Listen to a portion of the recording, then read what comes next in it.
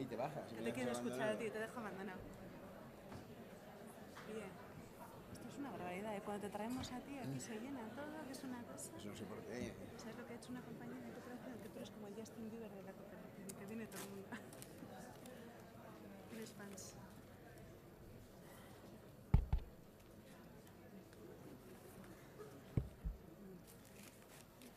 Bueno, hasiko gea gaur puntual.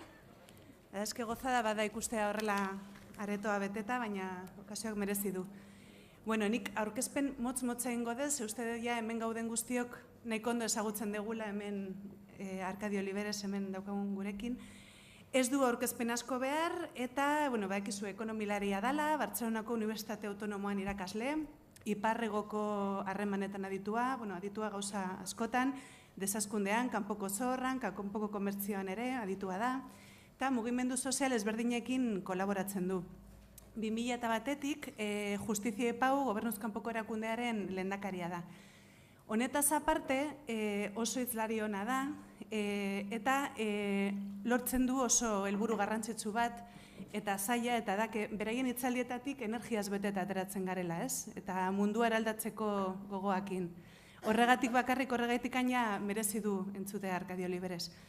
Eta bakarrikan aipatu hitzaldi hau sistema errorea eredu bidezkoagoa helburu zikloan kokatzen dela, lankidetza sailak antolatzen dula, Donostiako udaleko lankidetza sailak, eta gogoratu egun hauetan ere eta apirilaren 15 arte dagola jarrita erakusketa bat, kartelen erakusketa hor Alderdi Ederren liburutegi nagusian. Eta, urrengo ekitaldia izango da Vincés Navarro beste hitzaldi oso interesgarri bat, izango dela Santelmon, ez hemen, Santelmon, jungo gea aldatzen lekua, porque ez dago lekuri Donostin, apirilaren 19an 7:00. Y bueno, como decía, que no hace falta mucha presentación para Arkadi, que es economista, profesor de la Universidad de Barcelona, de la Universidad Autónoma de Barcelona, eso es. Experto en muchas cosas, en relaciones norte-sur, deuda externa, de crecimiento, comercio exterior y que ya sabes que colabora con muchos movimientos sociales. Es presidente de la ONG Justicia y Pau desde 2001 y, como decía, pues que es un charlista excelente y que tiene esa capacidad de que salgamos de sus charlas pues con energía y con ganas de hacer cosas y que ya solo por eso pues nunca nos cansamos de escucharte, como ves. Os recordamos que esta charla se enmarca en el ciclo Error de sistema hacia un modelo más justo que organiza el Departamento de Cooperación del Ayuntamiento y que hay 2 eventos más ahora en marcha o próximamente. Por un lado, hasta el 15 de abril, en Alderdi Eder, en la Biblioteca Central, hay una exposición de carteles y, por otro lado, el próximo evento va a ser una charla de Vincés Navarro en torno a las alternativas al sistema económico actual. Va a venir a presentar un libro en el que ha colaborado que se llama Hay alternativas. Y esta charla va a ser el 19 de abril a las 7, pero no aquí, sino en Santelmo, en el Museo de Santelmo. Bueno, besterik ez diogu denbora gehiago kenduko Arkadiri, gero egongo da momentu bat galderak eta egiteko eta komentarioak. Eskerrik asko. Bien, buenas tardes. Excusadme por no hablar el euskera. En cualquier caso, contento de que una vez más el Ayuntamiento de Donosti me haya invitado para estar aquí con vosotros, lo he hecho ya en alguna otra ocasión, para hablar un poco de este capitalismo sin sentido que nos rodea. Intentaré, como primera parte de la exposición, hablar un poco de algunos sinsentidos de este capitalismo y después intentar ver, digamos, en un proyecto más bien optimista, qué se puede hacer para cambiarlo. Este capitalismo es sin sentido, evidentemente. Cuando yo puse por primera vez los pies en la Facultad de Economía, no como profesor, sino como alumno, lo cual significa que me remito a la prehistoria, se me dijo que la economía era aquella ciencia que intentaba administrar los recursos escasos que nos ofrece la naturaleza para, una vez transformados estos recursos, obtener bienes y servicios que fueran útiles para cubrir necesidades humanas. De bien seguro que es la única definición que me aprendí en la carrera, pero me ha quedado. La economía sirve para coger bienes que nos ofrece la naturaleza, transformarlos y cubrir necesidades. ¿Qué nos da la naturaleza? Yo qué sé, un bosque. Y este bosque nos ofrece madera. La madera la transformamos y obtenemos esta mesa que necesitamos aquí. Esto es la economía. Sin embargo, hoy en día la economía parece un sinsentido total. No cubrimos necesidades básicas de algunos, cubrimos con exceso necesidades de otros y finalmente la economía a veces ni tan solo está vinculada al mundo real, sino en los últimos años, de un modo exclusivo, al mundo financiero. Por tanto, la economía ha perdido sentido. Empecemos por la primera de las necesidades que debe cubrir la economía, que sin duda es la primera necesidad básica de una persona, la alimentación. ¿Estamos alimentando a todo el planeta? Ni hablar, de ninguna manera.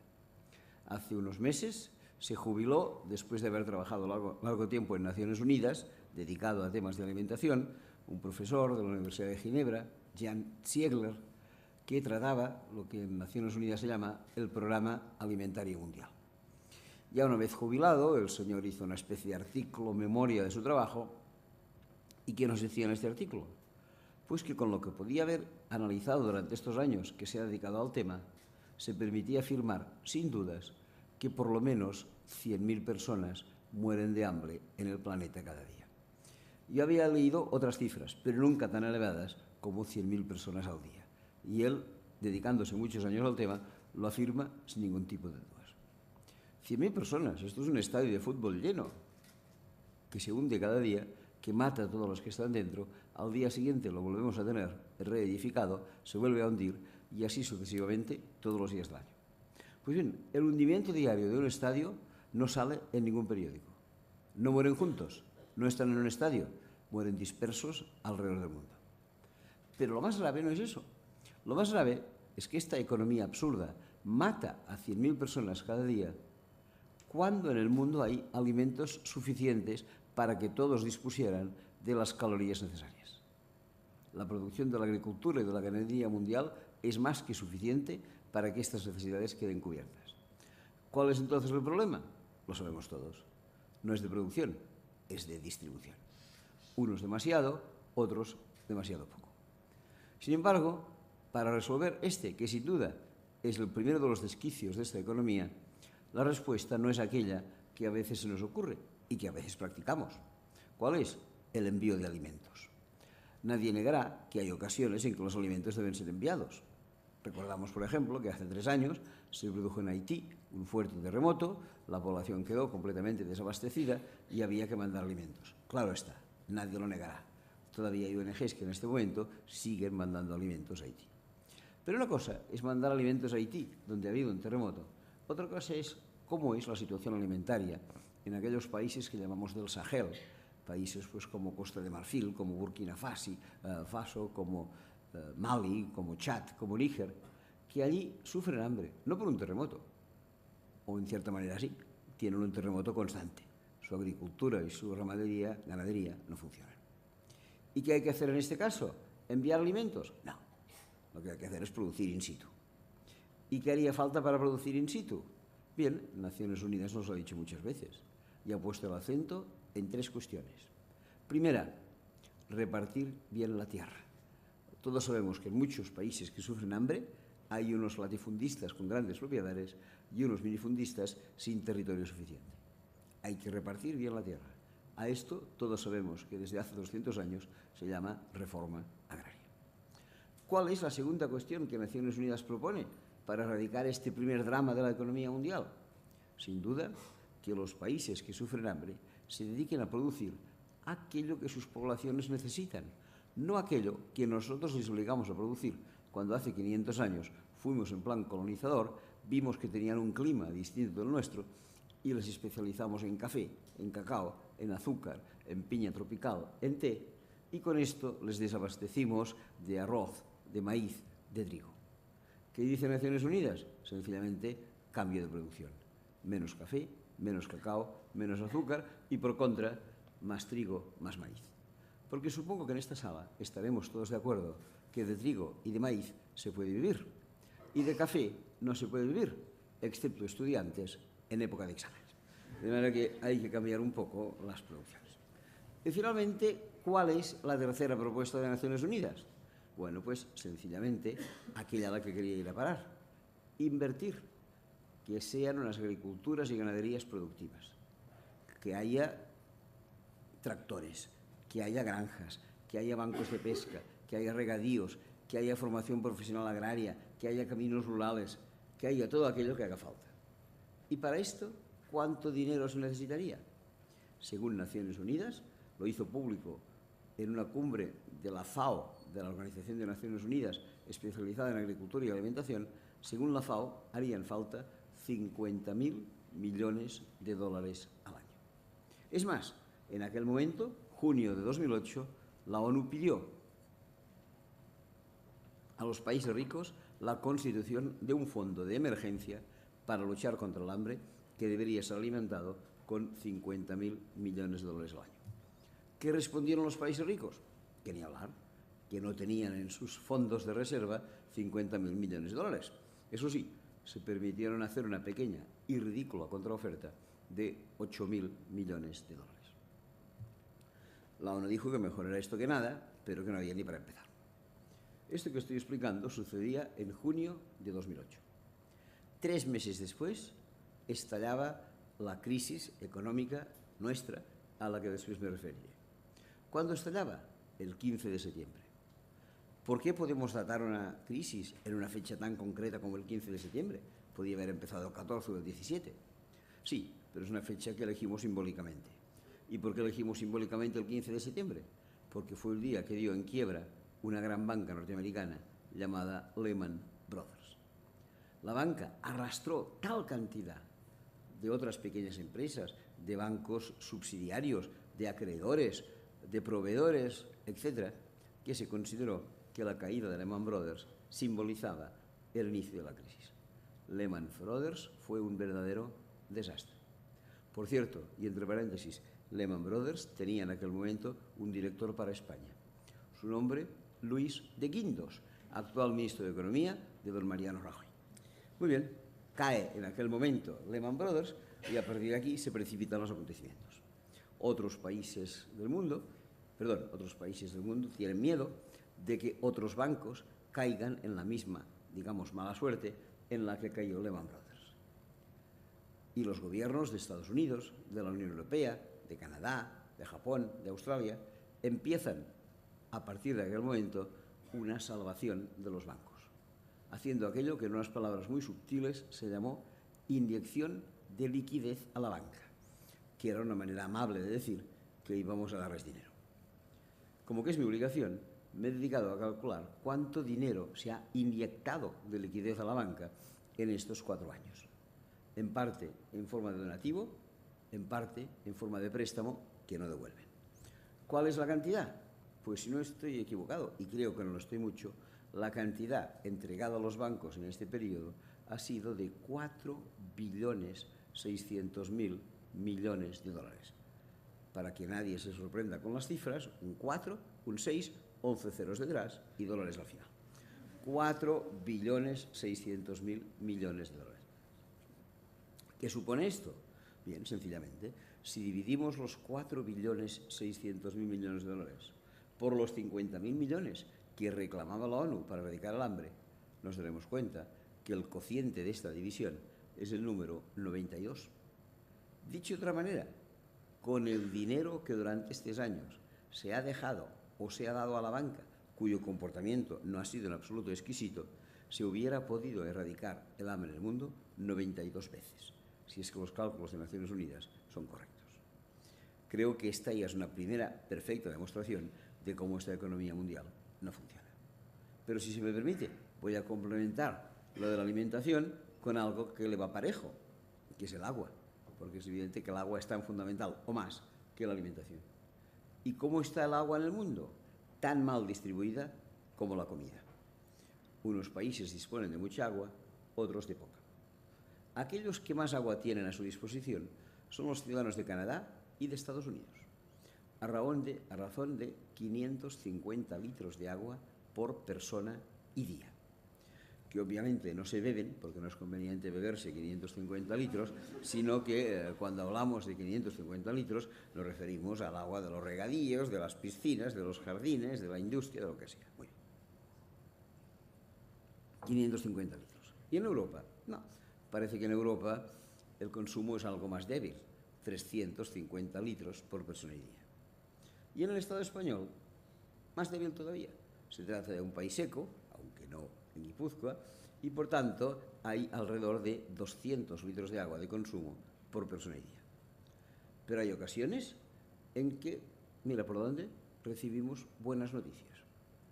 Hace 3 años, por lo menos en Cataluña, la Generalitat nos dijo que no llovía y que como que no llovía, los pantanos estaban vaciándose, que deberíamos ser prudentes, no gastar más agua de la necesaria y que los ciudadanos vigiláramos. No sé los resultados en otros sitios, pero en Barcelona el resultado fue efectivo. A las 3 semanas de esta notificación de la Generalitat, el consumo de agua por persona y día había pasado de los 200 litros de promedio español a 109 litros por persona y día, sin que hubiera ninguna medida de obligatoriedad, sencillamente por la toma de conciencia de los ciudadanos. A veces las cosas funcionan bien. No hace falta que diga que ya hemos regresado a las alegrías de siempre, pero en cualquier caso, esto es lo que pasó en aquel momento. En resumen, consumo de agua, Estados Unidos, 550. Europa, 350. España, 200. Barcelona, los días de miedo, 109. Y en África, al sur del Sáhara, el consumo es de 8 litros de agua por persona y día.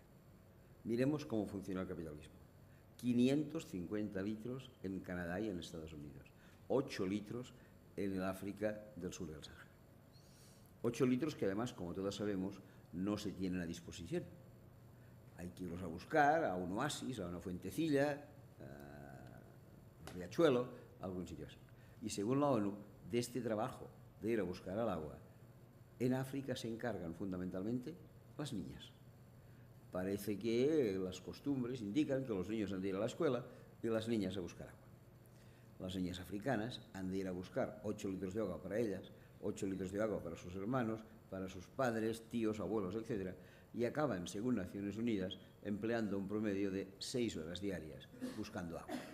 Evidentemente, 6 horas diarias buscando agua impide que vayan a la escuela. Y si no van a la escuela, estamos generando analfabetismo femenino para el día de mañana. Hay una excelente publicación de la ONU sobre el agua en el mundo, hecha en el año 2006, y pide 20.000 millones de dólares para conducir agua a todos los poblados africanos. No a todas las casas, a todos los poblados. Dice, dadme, entre todos los países ricos, 20.000 millones de dólares, vamos a conducir el agua. Y la misma ONU reconoce, unos meses después, que nadie le ha dado nada. No tenemos 20.000 millones de dólares para el agua y tenemos 4.600.000 para los bancos. El capitalismo no funciona, hay que decirlo públicamente, no funciona. Un tercer elemento que nos demuestra que este capitalismo no funciona. Hemos hablado de la alimentación, hemos hablado del agua, hablemos ahora de la enfermedad. ¿De qué enfermedad? ¿De la gripe A? No, esto es una tontería. La gripe A es una verdadera tontería. Yo no comprendo cómo la población cae completamente en los engaños de los grandes laboratorios farmacéuticos. La gripe A se temía que existiera hace unos años porque había existido una gripe anterior llamada gripe aviar. De las gallinas, las gallinas también tienen gripe. Y alguien pensaba que esta gripe aviar podía trasladarse al género humano. Entonces, por si acaso, se produjeron dosis masivas del antídoto llamado Tamiflu, por si llegaba la gripe aviar al género humano. Pero no llegó. No llegó, ¿y qué pasó? Que los stocks de Tamiflu quedaron acumulados en los laboratorios. Pero como todos sabemos, los laboratorios a partir de un cierto momento han de retirar el producto de la circulación porque han caducado. Llegaban acercándose las fechas de caducidad. ¿Y qué dijeron los laboratorios? ¿Nos vamos a quedar con este stock? Ni hablar, lo vamos a vender. Y ahora que han transcurrido 2 años, ha quedado demostrado la campaña de presión que los laboratorios hicieron a la Organización Mundial de la Salud para declarar la pandemia de la gripe A, que no existía.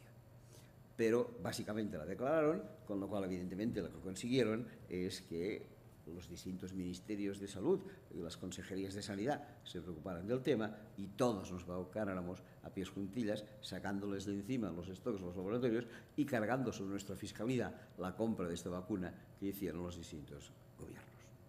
Esto sucedió.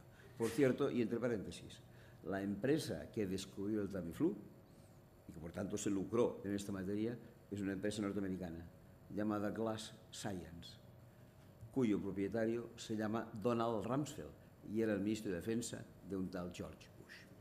Muy bien, hasta aquí están las cosas. Pero hablemos también de enfermedad. Pero hablemos, por favor, de enfermedades serias. Y hoy por hoy, ¿cuál es la más seria? SIDA.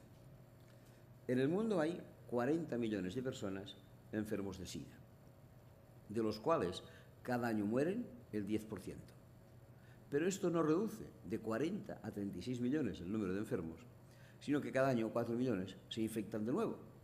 Con lo cual, empezamos con 40, se mueren 4, quedamos en 36, se infectan 4, volvemos a 40.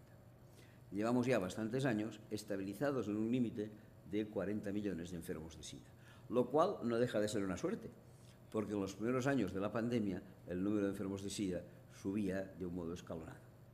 Ahora no, ahora estamos en 40 millones. Lo más grave es que de estos 40 millones, el 60%, es decir, 24 millones, viven concentrados en el África Negra. Y de estos 24 millones con SIDA concentrados en la África Negra, tan solo 1 millón recibe tratamiento médico y farmacéutico, o ambulatorio o hospitalario. Los otros 23 millones no reciben nada, ningún tipo de tratamiento. Con lo cual, ¿cuál es su futuro? Sencillamente, la muerte. ¿Por qué en Europa, en Japón, en Estados Unidos, la gente que tiene SIDA se está medicando y puede vivir largos años? Yo tengo un compañero en Barcelona, lleva creo que son 28 años con SIDA y está bebito y coleando. El hombre sigue regularmente su medicación y ya está. ¿Por qué en Europa la gente puede aguantar de esta manera, mientras que en África están cayendo como moscas? Aquí es donde viene el tema que hoy nos ha traído aquí, que es el tema de la economía. Porque tratarse de SIDA es carísimo. Nosotros nos lo podemos permitir, en África no. ¿Y por qué es carísimo tratarse de SIDA? Bueno, porque resulta que los medicamentos de SIDA no es que sean, esto que se llama antirretrovirales, no es que sean particularmente caros. Su fabricación puede costar lo mismo que el de una aspirina, pero se venden muy caros. ¿Y por qué se venden muy caros? Porque encima de ellos se aplica la llamada ley de patentes, que es otra perversión del capitalismo. Cuando alguien descubre un medicamento nuevo, la ley de los distintos países del mundo le apoya y le dice: mira, tú acabas de hacer un buen servicio, has dedicado tus químicos, tus farmacéuticos, tus médicos a la consecución de ese producto, ahora esto será un bien social y por tanto te vamos a dar un premio. ¿En qué consiste este premio? En dos cosas. Primero, en que este producto lo podrás vender caro y segundo, lo podrás vender en exclusiva. Durante, eso sí, los primeros 20 años. Transcurridos los 20 años, la ventaja de la patente desaparece, otros laboratorios, si quieren, pueden copiar el mismo producto, a partir de aquel momento aquel producto entra en competencia, cuando entra en competencia, lógicamente, baja de precio, y cuando baja de precio, nosotros acudimos a la farmacia y adquirimos un genérico, como todos sabemos. Pero los fármacos antisida se registraron, los primeros de ellos, en los años 92, 93, 94. De manera que los 20 años están empezando a caducar, 2012, 2013, 2014. Es de desear que a partir de este momento los precios bajen, pero todavía no tengo noticia de que esto haya sucedido. Durante todo este tiempo, los fármacos han sido enormemente caros porque encima de ellos se aplicaba la ley de patentes. Esto, desde el punto de vista económico y comercial, se entiende, pero desde el punto de vista africano no se entiende en absoluto. Los africanos quisieran ya tener fármacos para luchar contra su enfermedad ahora mismo. Pensemos, por ejemplo, que en la parte meridional, aquello que llamamos el África Austral, países como la propia Sudáfrica, como Botsuana, como Lesoto, como Suazilandia, como Angola, como Namibia, tienen un impacto del SIDA que oscila entre el 20 y el 25% de la población. Si en lugar de estar ahora en este momento en la Biblioteca Michelena de Donosti estuviéramos en Sudáfrica, en esta sala, 50, 60, 70 de nosotros tendría SIDA. Bien, esto pasa en África. Incluso en uno de estos países, todos lo conocemos, y se llama Sudáfrica, hace unos años falleció de SIDA un personaje, vaya, más que él, su padre, el hijo de Nelson Mandela. Como bien sabemos, Nelson Mandela es hoy por hoy la figura más apreciada de la vida africana y el hecho de que su hijo muriera de SIDA causó un colosal impacto entre la población y también en el gobierno. El gobierno dijo: esto no puede seguir, hemos de evitar situaciones como estas, y entonces lo que hizo el gobierno de Sudáfrica es dirigirse a los grandes laboratorios farmacéuticos del mundo y les dijo, mirad, vosotros tenéis derecho de patente hasta el 2012 por lo menos, pero yo tengo derecho a que la gente no se me muera. Lleváis ya algunos años vendiendo estos medicamentos caros, seguro que habréis recuperado con creces la inversión inicial y lo que os pediríamos es que renunciarais al derecho de patente para que pudiéramos distribuir fármacos baratos entre la población y eliminar esta pandemia. ¿Qué respondieron los grandes laboratorios? Que ni hablar, que paciencia, que llegaría el año 2012. Sin embargo, se produjo un caso interesante. Era el caso de la India. La India, por una cuestión histórica, tenía una ley de patentes muy peculiar. Y en la India las patentes no duraban 20 años, como en el mundo, duraban tan solo 8 años. Un laboratorio de la India, llamado Cipla, conoció del caso del gobierno de Sudáfrica y le planteó una posibilidad. A mí ya no me es necesario esperar 20 años. En mi país las patentes caducan a los 8 años. Si quieres, yo puedo venderte, le dijo al gobierno de Sudáfrica, fármacos antisida a precios de costo. El gobierno de Sudáfrica se alegró, contestó que adelante, que le mandaran todos los que pudieran, y empezaron transferencias de fármacos antisida desde la India hacia Sudáfrica. Cuando estos envíos empezaron, dos grandes laboratorios del mundo, uno de alemán y otro de británico, presentaron una querella contra el laboratorio de la India, acusándole de competencia desleal. Perdieron la querella en los tribunales, porque los tribunales, con toda la razón del mundo, dijeron que el bien jurídico salud era superior al bien jurídico patente y que, por tanto, podían seguirse vendiendo estos fármacos baratos. Pero al haber perdido este juicio, y probablemente al haber perdido el otro juicio, estos dos laboratorios no cejaron en su intento y se dedicaron a presionar a la organización que a nivel internacional se encarga del tema de patentes y que se llama Organización Mundial de Comercio, y le advirtieron que no era de recibo que un país como la India tuviera una ley tan particular de patentes que les perjudicaba. A ver si proponían y conseguían hacerles cambiar la ley. La Organización Mundial de Comercio, que es uno de los instrumentos básicos de este capitalismo perverso del que hablamos, siempre está al servicio de las grandes compañías. Solo diré una cosa, el primer presidente de la Organización Mundial de Comercio, cuando cesó en su cargo, fue inmediatamente convertido en presidente de British Petroleum, una de las mayores petroleras del mundo. Naturalmente, esta organización sirve a los intereses del gran capital y tiempo le faltó para empezar a presionar a la India diciéndole que no estaba bien que tuviera una ley tan particular de patentes. Le hizo amenazas comerciales, le hizo chantajes financieros. Finalmente el gobierno de la India cedió a estas presiones, cambió su ley de patentes y ahora en la India las patentes duran 20 años como en el resto del mundo. Cosa que inmediatamente fue protestada por una ONG que todos conocemos, llamada Médicos Sin Fronteras, que inmediatamente sacó un documento, todavía es consultable e interesante, diciendo que con la nueva legislación de patentes en la India veríamos cómo al no poderse vender medicamentos baratos, en los siguientes años iban a crecer el número de muertos de SIDA, y no tan solo de SIDA, de dengue, de malaria, de tuberculosis, de otras enfermedades pandémicas que hasta la fecha eran bien tratadas por los laboratorios farmacéuticos. Y así ha sido. Si miramos las estadísticas, veremos que esto así ha sido. ¿Qué significa lo que estoy diciendo? ¿Cuál es este capitalismo perverso? El interés de dos laboratorios frente al interés de millones de personas. Dos laboratorios que naturalmente tienen nombres y apellidos.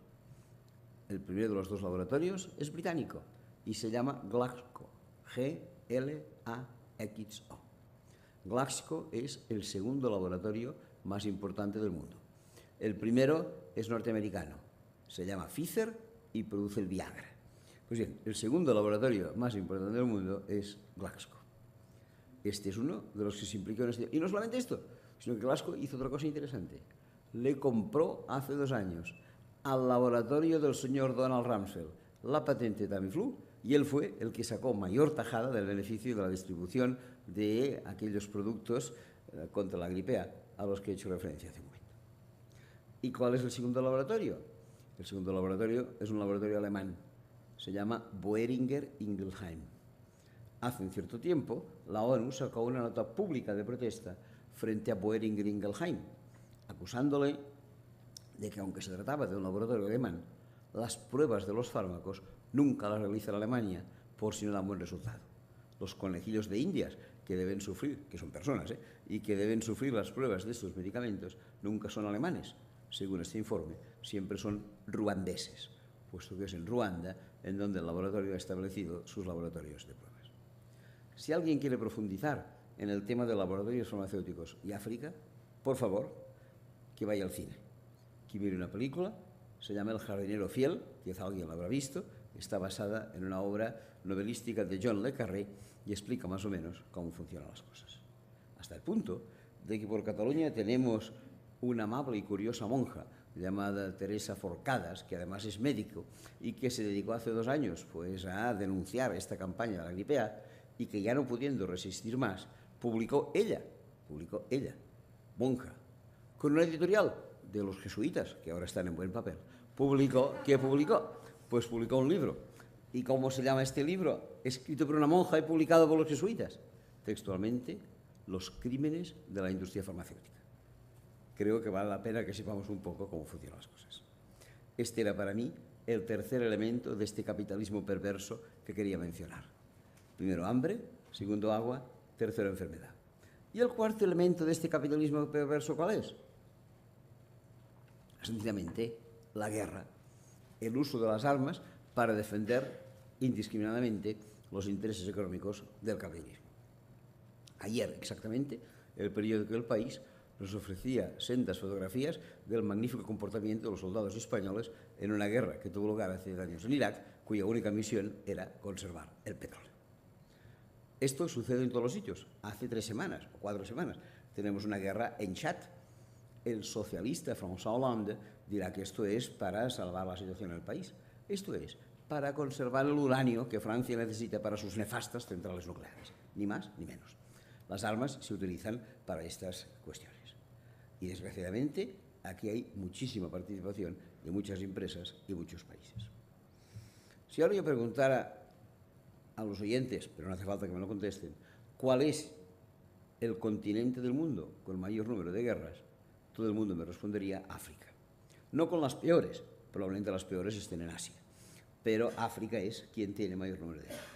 Si yo hiciera una segunda pregunta diciendo ¿y cómo se hacen las guerras?, la respuesta obvia sería con armas. Y si yo hiciera una tercera pregunta, que sería ¿y África fabrica armas?, la respuesta sería no. Con lo cual llegamos a una conclusión, que en África están llenos de guerras por todas partes sin que ellos hayan fabricado ni una sola de las armas que se emplean en estas guerras. Ergo, a alguien se las ha vendido. ¿Y quién se las ha vendido? Ejemplo, cuando nosotros consultamos los anuarios de Naciones Unidas sobre el ranking que tienen los distintos países del mundo en cualquier tema, en la ONU hay 194 países miembros. Y en los rankings sobre educación, sobre renta per cápita, sobre mortalidad infantil, sobre niveles de salud, etc., España suele ocupar siempre el lugar situado entre el 20 y el 25 del ranking.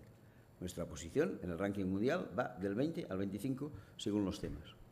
Pero cuidado, en un tema hemos mejorado la situación. En venta de armas somos el número 6 del ranking mundial. Vale la pena que lo sepamos porque estamos situados en este. Y a veces con venta de productos verdaderamente perversos. Y voy a poner un ejemplo. Uno de los productos perversos que más habían sido criticados por la opinión pública eran las llamadas minas antipersona.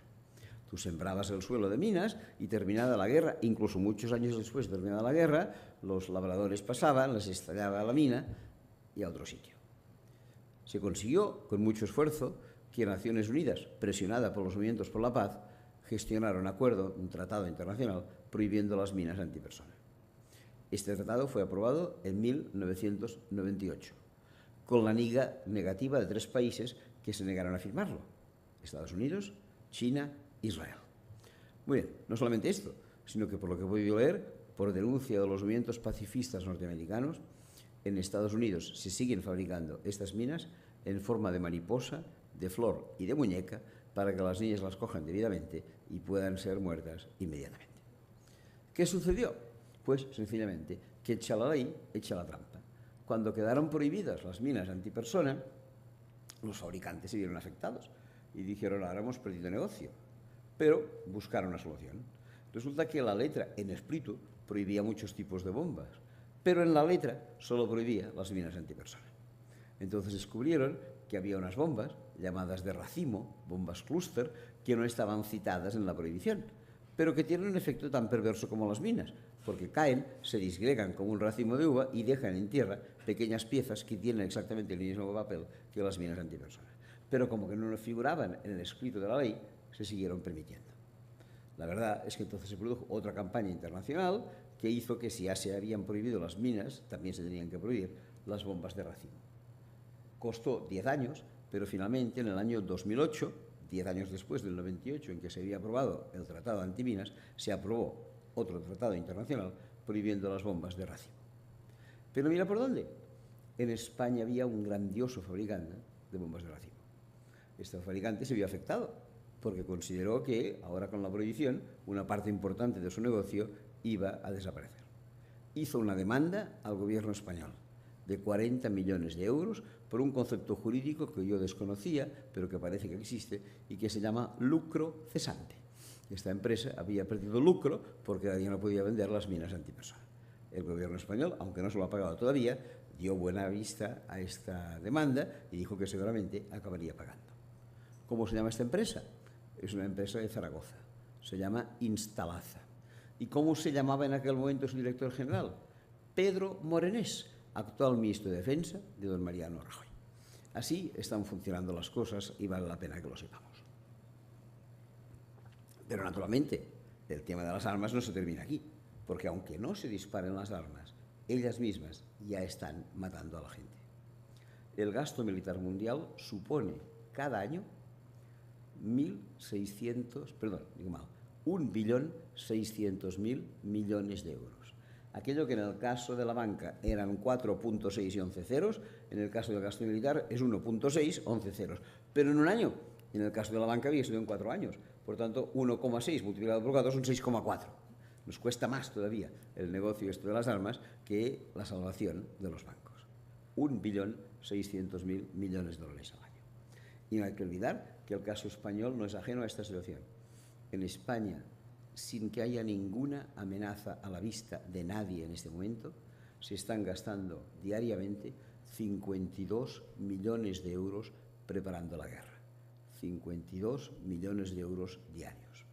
Y no quisiera que nadie pensara que he venido aquí a engañarles, porque si ahora al salir de aquí cogen el primer ordenador que encuentren y le preguntan a San Google, que lo sabe todo, cuál es el gasto militar español, San Google les responderá que es de 26 millones de euros al día. Y dirán con razón, pues bien, este hombre nos dice 52, es que nos engaña. No, quien engaña es el gobierno español. Porque una institución que no es pacifista de origen, ni tampoco de finalidad, y que se llama OTAN, hace unos años denunció públicamente al gobierno español por esconder gasto militar en otros ministerios. El gobierno español sabe que el gasto militar no es bien visto por la opinión pública y entonces lo que hace es colocarlo disimuladamente en otros ministerios. ¿Qué decía, por ejemplo, la OTAN? Oiga, ustedes están construyendo una base militar. ¿Esto es defensa? Ah, no, para ustedes son obras públicas. Ah, ustedes están construyendo un avión militar. ¿Esto es defensa? No, esto es industria. Y así sucesivamente. La OTAN mencionaba cuáles eran los elementos de engaño y al final demostraba que España gasta en gasto militar cada año el doble de lo que dice que gasta. Y esto no es todo, porque una cosa es el presupuesto, que es en base a lo que medimos estas circunstancias, pero otra cosa es el gasto final. Y cualquiera que se mueva en instituciones sabe que el gasto final no siempre se corresponde exactamente con el presupuesto, siempre el gasto final supera un poco. En el año que hemos terminado, el 2012, todos los ministerios, todos, no pudieron superar el gasto asignado y se vieron a final de 2011 con un gasto que suponía un 4% menos que el gasto que habían tenido en el año 2011. A excepción de un ministerio llamado de Defensa, que a final de año no tuvo un 4% menos, tuvo un 28% más. Esto debemos saberlo. Y a nivel mundial, esta perversión económica también es más o menos la misma. Hace un cierto tiempo empezamos a sospechar algo, que las armas tienen una dirección norte-sur y que las drogas tienen una dirección sur-norte. Con lo cual se podía pensar y sospechar, aunque no siempre acreditar, que hay armas que se pagan con droga y que hay drogas que se pagan con armas. ¿Es difícil comprobarlo? Claro, se trata de tráficos clandestinos. Pero hay algo que sí que supimos hace un cierto tiempo, un militar norteamericano perteneciente al Pentágono fue juzgado porque se descubrió que había hecho un pacto con los cocaleros colombianos, por el cual estos cocaleros tenían vía libre de entrada de su coca en Estados Unidos. El Pentágono les aseguró que miraría a otro lado, pero con una condición, que cuando estas avionetas cargadas de coca fueran descargadas, las avionetas vacías no regresarían vacías a Colombia, se llenarían por parte del Pentágono de armas que deberían dejarse en el viaje de regreso en Nicaragua para alimentar lo que en aquel momento se llamaba la contra nicaragüense. Operaciones clandestinas por todos los sitios, tráfico prohibido de armas, tráfico prohibido de drogas, intercambio. ¿Quién patrocinó esto? El Pentágono. ¿Quién era el responsable de esta oficina del Pentágono en aquel momento? Un señor llamado Bob Gates. No tiene nada que ver con el Bill Gates de la informática. ¿Pero quién es Bob Gates? Si hacéis memoria recordaréis, Bob Gates ha sido, hasta ahora que ha cambiado de ministros, el ministro de Defensa de Barack Obama. Esta es un poco la situación. Perversión absoluta.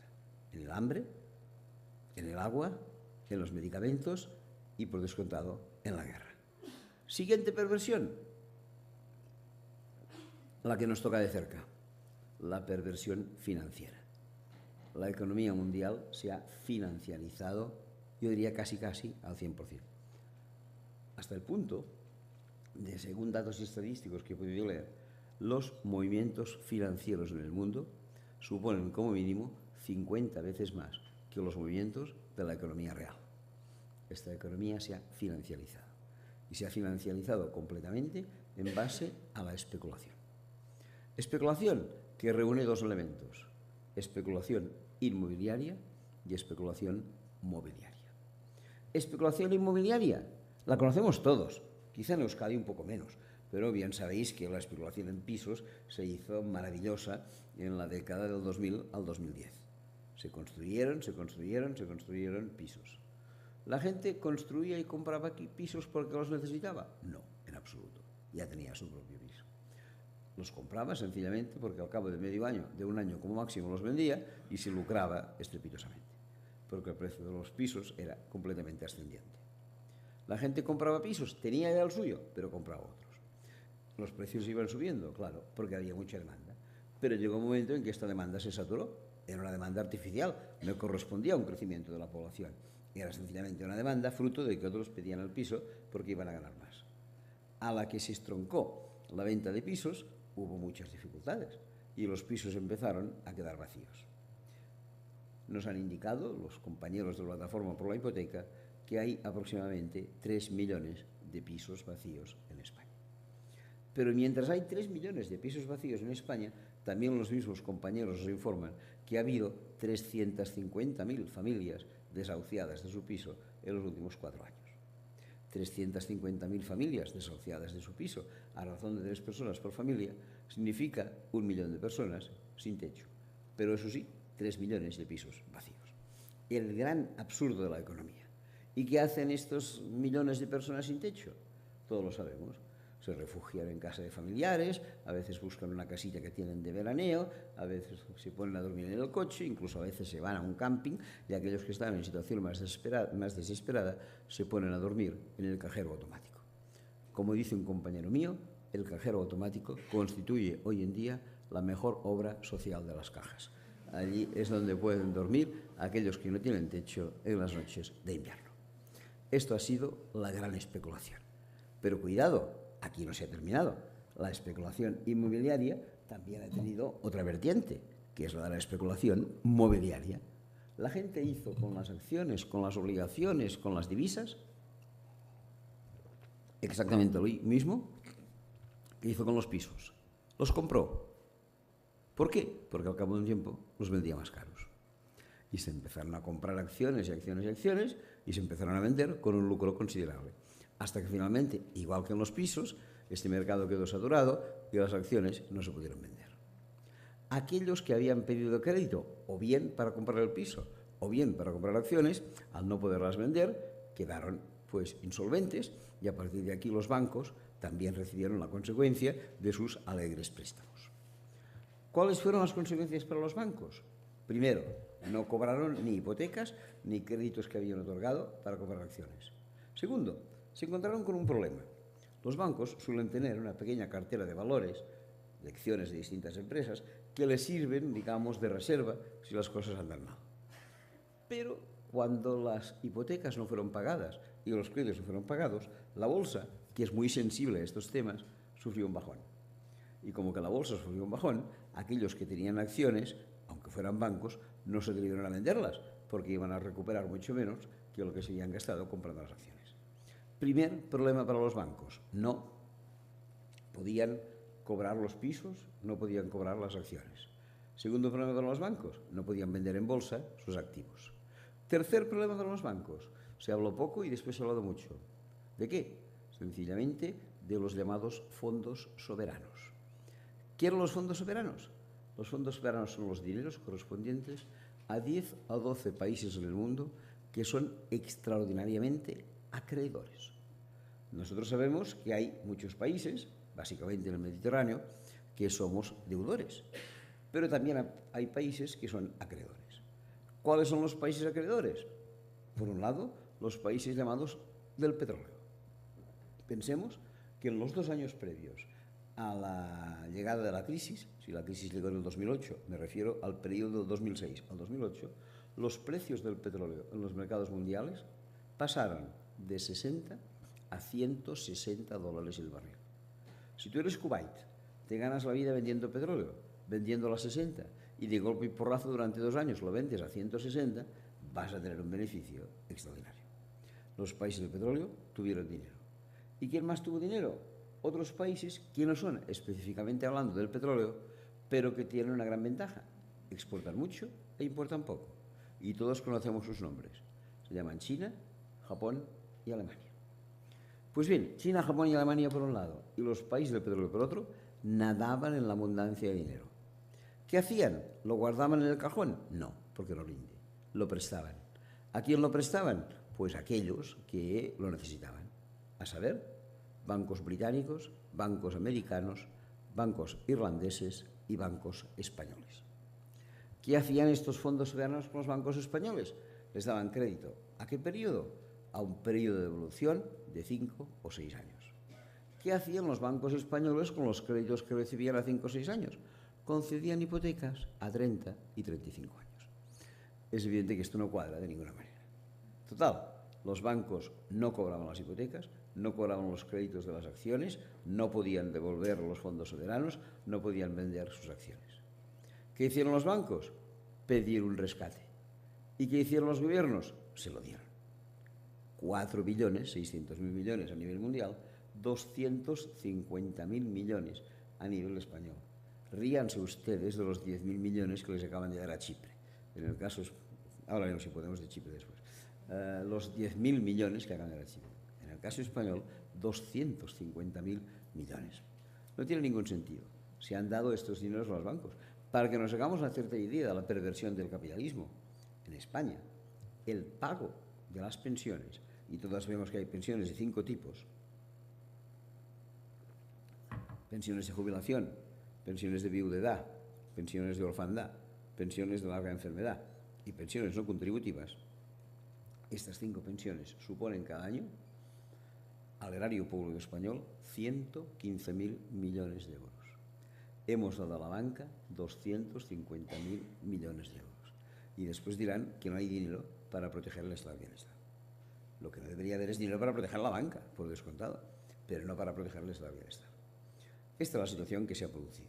Y evidentemente esto ha tenido sus resultados terribles. Los bancos fueron a pedir rescate y sí lo dieron.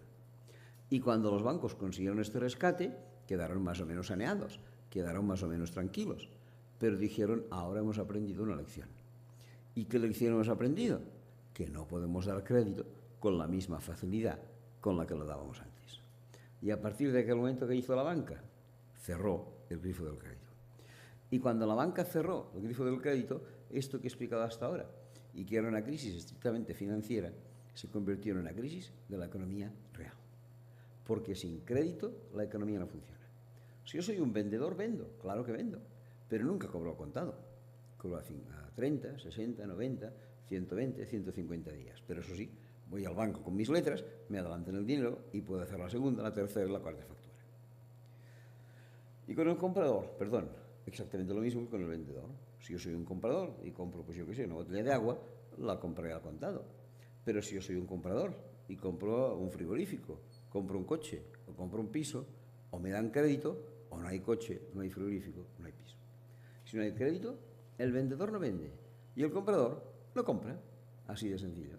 Y si el vendedor no vende y el comprador no compra, ¿cómo se llama esto? Crisis. Exactamente, crisis. ¿Y cómo responden las empresas a esta situación, digamos, de crisis? Con un acrónimo que se ha hecho famosísimo. ERO, Expediente de Regulación de Ocupación. Expediente de Regulación de Ocupación. Las empresas han hecho EROs. Y con estos EROs, ¿a qué número de parados hemos llegado? Todos lo sabemos. 6 millones de parados oficialmente, que prácticamente son menos porque hay mucha economía sumergida, pero en realidad son 6 millones de parados. ¿Podremos encontrar solución para 6 millones de parados? No. Por muchos eurovegas que acudan, y espero que no acuda ninguno, nunca vamos a conseguir 6 millones de puestos de trabajo. Aquí la única solución, y andaríamos por buen camino, sería el reparto existente del trabajo entre todos. Experiencia que hizo hace 10 años el gobierno francés de Lionel Jospin, reduciendo la jornada laboral de 40 a 35 horas, o si se quiere, de 8 horas a 7 horas diarias. Con ello quedaron un vacío de puestos de trabajo que fueron ocupados por los parados y en un plis-plas, en un par de meses, se redujo drásticamente el paro en Francia. Ni un solo partido político español ha hecho una propuesta de este estilo cuando resulta que el Estado español es el Estado europeo con una cifra mayor de parados. Hay que mirar cómo cambiamos esta situación. Siguiente punto. Otra perversión del capitalismo. Generación de desempleo. Otro, destrucción absoluta del estado del bienestar. El estado del bienestar está desapareciendo. Y todos tenemos constancia de cómo desaparece. Las pensiones quedan congeladas, las escuelas suben el número de alumnos, las matrículas universitarias aumentan, los ambulatorios cierran, en fin, vamos a hacer una larga lista de situaciones desesperantes. Cuando en un país el estado del bienestar no funciona, nos preguntamos por qué. Y la respuesta siempre es la misma, porque el gobierno no tiene dinero suficiente. Muy bien. Cuando un gobierno no tiene dinero suficiente para hacer frente al estado del bienestar, puede ser por dos razones. Una, porque ingresa poco, otra, porque gasta mucho, no hay ninguna duda. ¿Y qué le pasa al gobierno español? Las dos cosas. Ingresa poco y gasta mucho. ¿Ingresa poco significa que debería subir los impuestos? Yo creo particularmente que sí. Pero como que no soy experto en temas fiscales, no voy a meterme en ello. ¿Hay que subirlos o no subirlos? Creo que sí, pero no me meto. En cualquier caso, lo que hay que hacer es pagarlos, porque resulta que lo que hay en España es un enorme fraude fiscal. El pasado mes de julio, antes de marchar de vacaciones, el presidente del gobierno nos decía que se veía obligado, este señor siempre se ve obligado, a subirnos el IVA y que esto iría de maravilla porque con la subida del IVA en los próximos 3 años iba a recaudar suplementariamente 63.000 millones de euros que nos vendrían de perlas para nuestro déficit. Muy bien, nos fuimos de vacaciones y al regreso de las vacaciones nos encontramos que efectivamente el IVA había subido y los primeros en comprobarlo fueron los chavales cuando fueron a comprar los libros de curso que vieron que el IVA aplicado era un poco mayor. Pero en aquel mismo mes de septiembre en que esto sucedía, mira por dónde, el gremio de inspectores de Hacienda españoles presentaron un estudio bien interesante sobre el fraude fiscal en España. Y evaluaban este fraude fiscal en 93.000 millones de euros al año. Démonos cuenta, aumentando el IVA, según el señor Rajoy, en 3 años conseguiremos 63.000 millones. Pero si persiguiéramos el fraude fiscal, no en 3 años, sino en un solo año, conseguiríamos no 63.000 millones, sino 93.000 millones. ¿Pero qué habría que hacer? Obviamente, perseguir el fraude fiscal.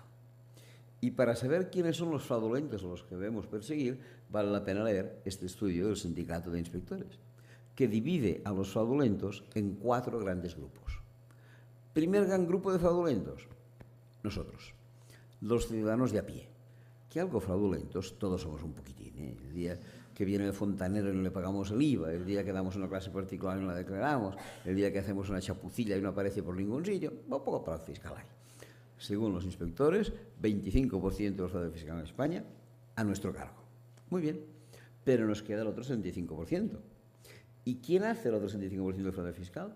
Según los inspectores, 3 grandes grupos de responsables. Grandes bancos, grandes empresas, grandes fortunas. Grandes bancos, empezando por los grandes bancos, los mayores fraudulentos del país, Santander y Bilbao.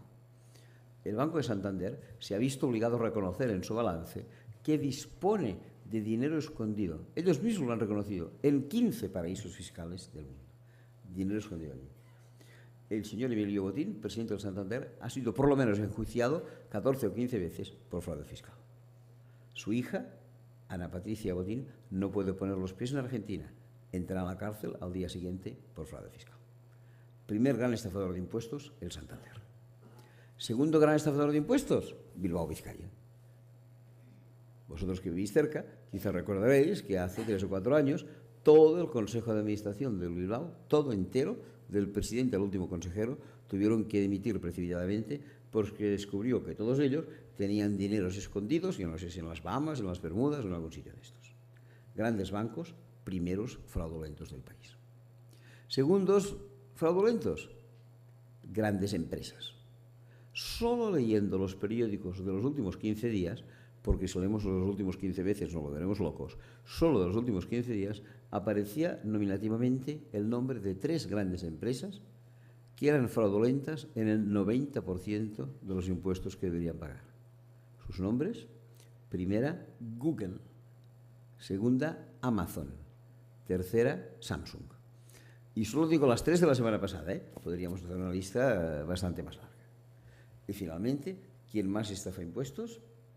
Las grandes fortunas. En España existe un sistema fraudulento pero legal.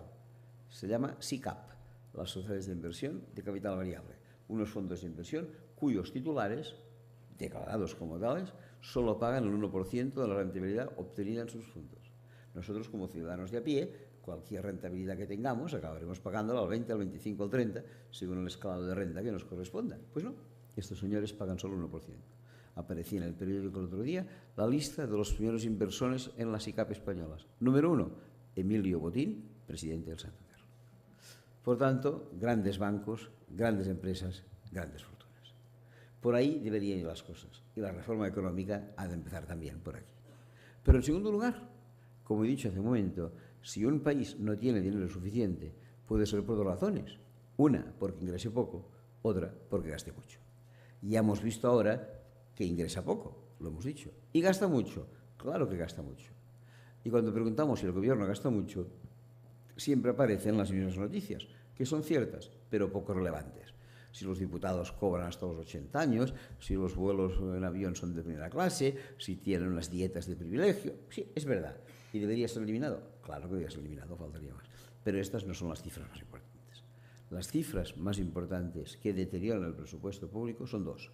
Una, ya me he referido antes, el gasto militar, 52 millones de euros al día. Y el segundo, algo tan sencillo como el salvamento de los bancos. Que nadie se me espante con lo que diré a continuación, pero lo digo de un modo absolutamente firme, absolutamente firme. Los bancos no deben ser salvados. Los bancos deben dejarse caer y los banqueros deben ser juzgados inmediatamente ya, como se ha hecho en Islandia, por cierto. Es una vergüenza que llevemos los últimos 4 años con 34 o 35 bancos y cajas de ahorro cesados y que ni un solo banquero haya pasado por las fuerzas del juzgado. Tú robas una gallina y te pasas 9 meses en la cárcel. En cambio, tú estás robando continuadamente con corbata y cuello y te vas a cenar con el presidente del gobierno y con quien sea. Esto no puede ser. Grandes ladrones, hay que decirlo. Y estos bancos deben ser perseguidos como han hecho en Islandia. En Islandia no se les salvó y no pudieron hacer frente a sus obligaciones. Con lo cual, algunos acreedores, especialmente bancos holandeses, bancos británicos y bancos alemanes, presentaron una demanda contra el gobierno de Islandia por no haber salvado a sus bancos y que estos bancos no pudieran responder de sus deudas. El gobierno de Islandia no les hizo ningún caso. Y entonces recurrieron a un tribunal superior. Islandia no es miembro de la Unión Europea, pero es miembro de la EFTA, la European Free Trade Association, una asociación a la que pertenecen los países europeos que no son miembros de la Unión Europea, pero al haber fundado esto Gran Bretaña hace 40 años, algunos de ellos han continuado, aunque Gran Bretaña haya marchado.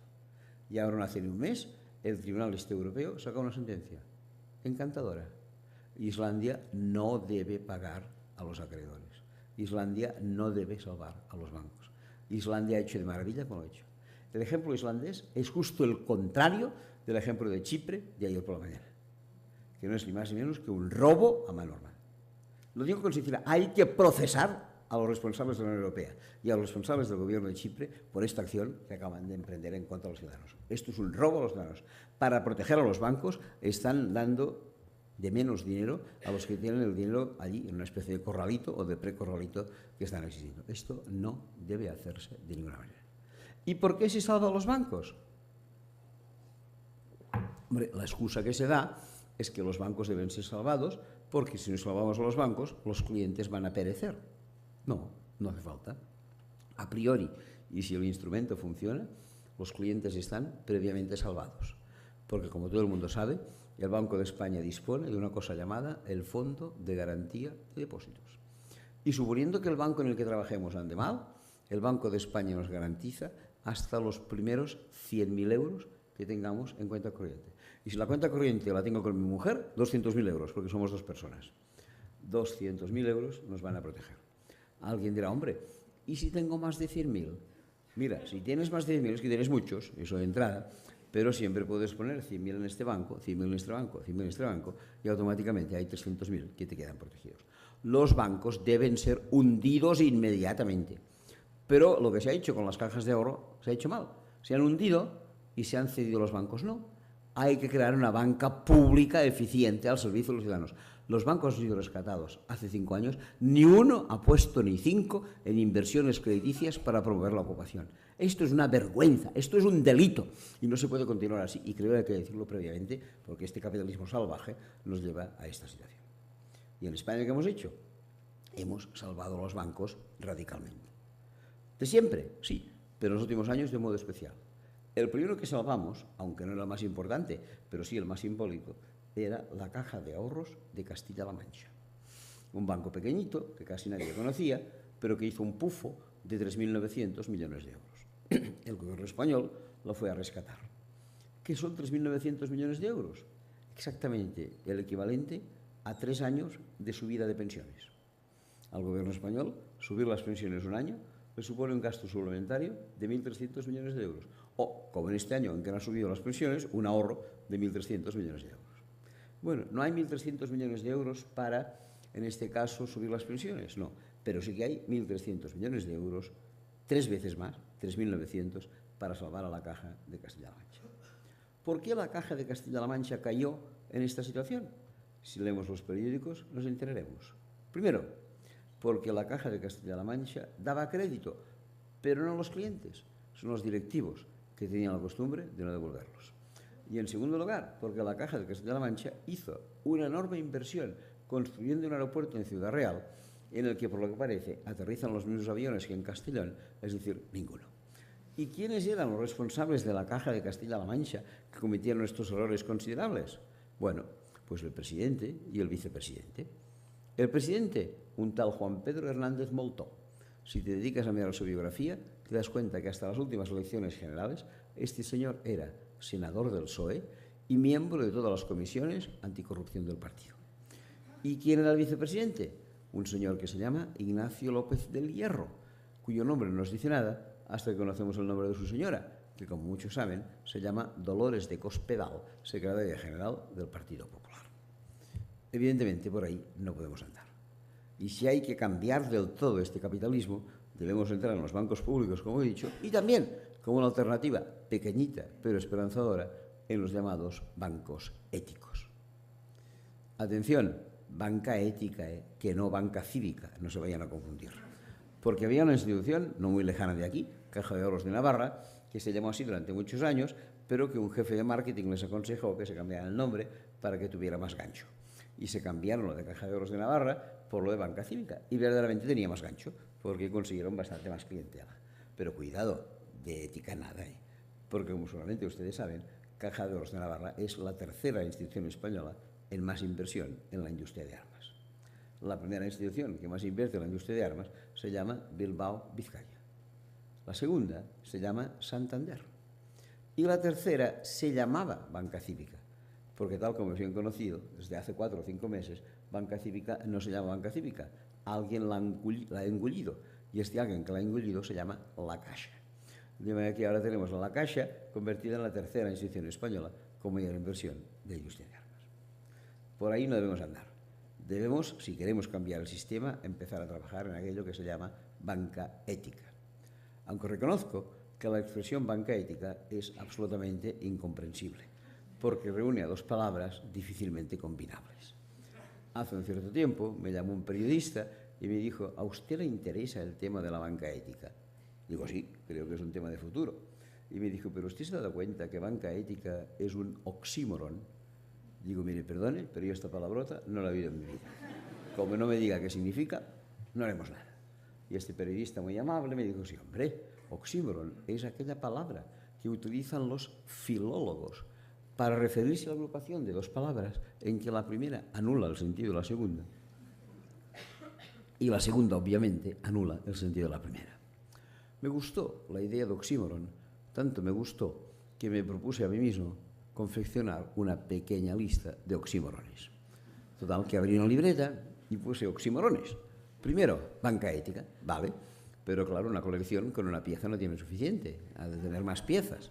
Y me pregunté, ¿y qué otras piezas vas a poner en tu colección? Tuve suerte, porque salí a la calle. En aquel momento pasaba una furgoneta y la furgoneta decía carpintería metálica. Y digo, o será carpintería o será metálica, ¿qué le vamos a hacer? Bueno, pues banca ética y carpintería metálica, 2 oxímorones en mi colección. Aquellos días estábamos en plena guerra de Irak, escuché las noticias y por la radio dijeron: en esta población, obviamente iraquí, ha caído fuego amigo. Bueno, pues nada, fuego amigo, carpintería metálica, banca ética. La colección progresaba. Me encuentro con un compañero y me dice: ¿qué haces? Dice: mira, ya lo ves, colección de oxímorones. Me dijo: bueno, dice, pero ya has puesto el más conocido de todos.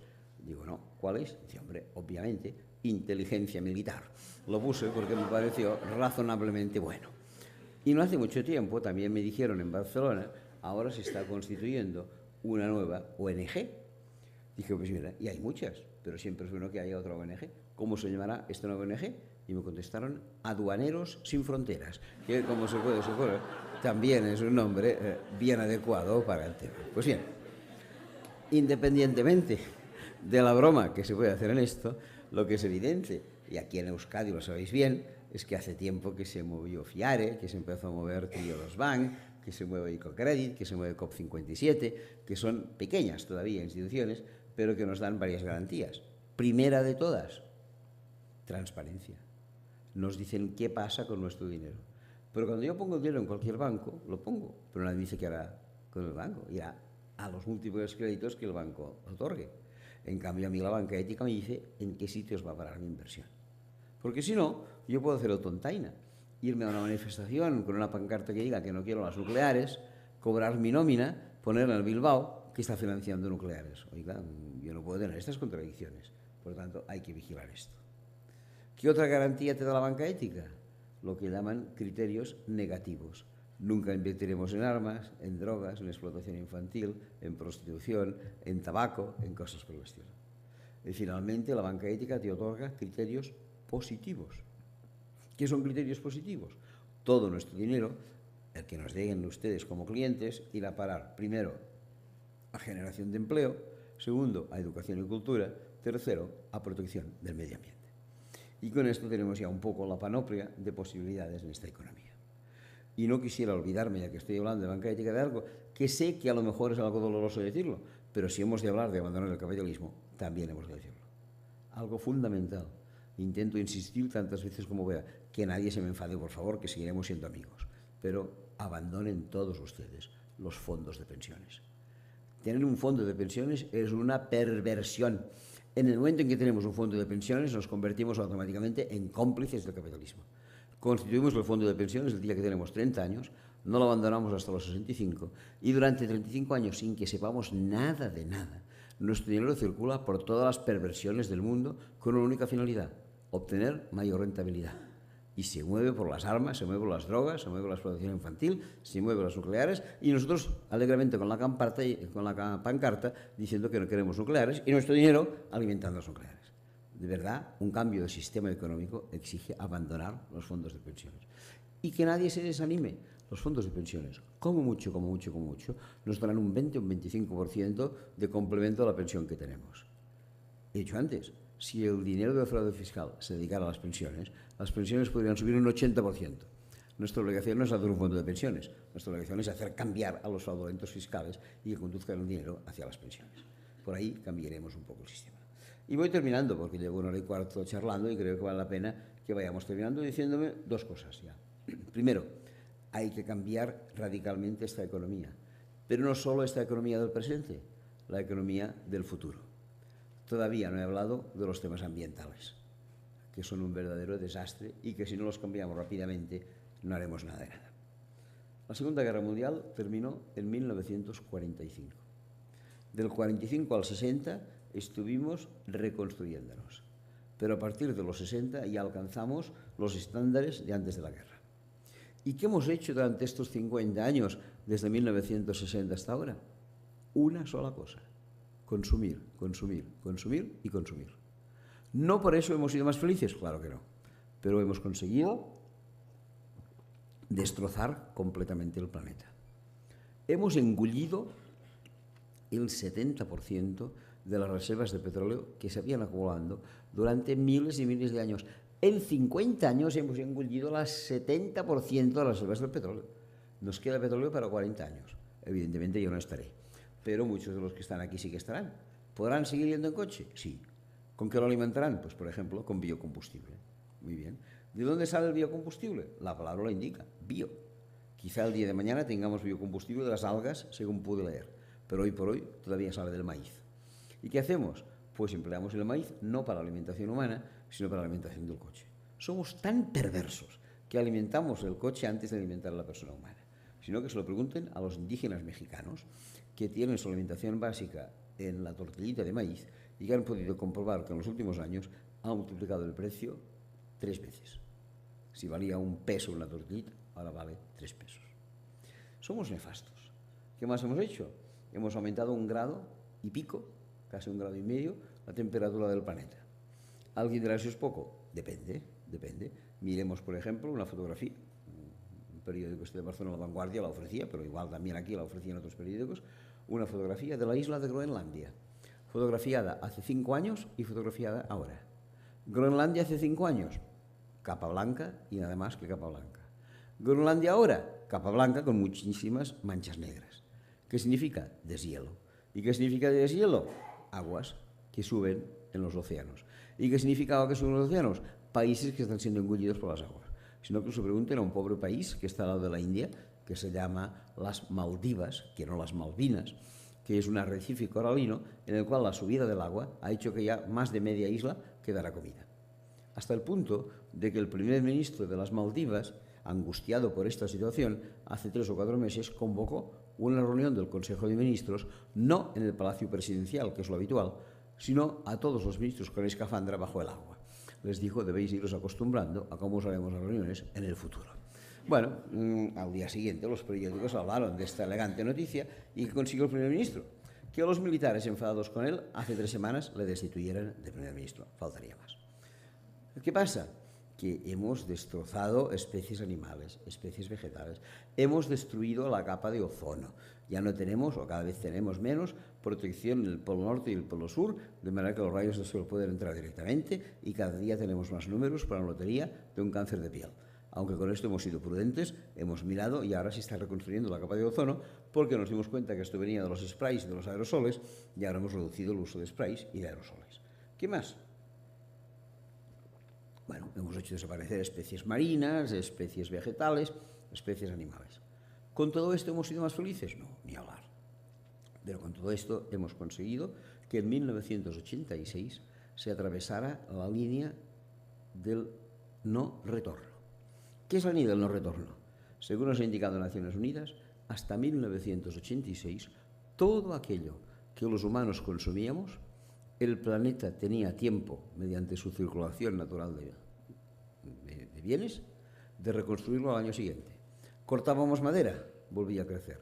Ensuciábamos el agua, los ríos lo purificaban. Ensuciábamos el aire, los vientos lo hacían limpio.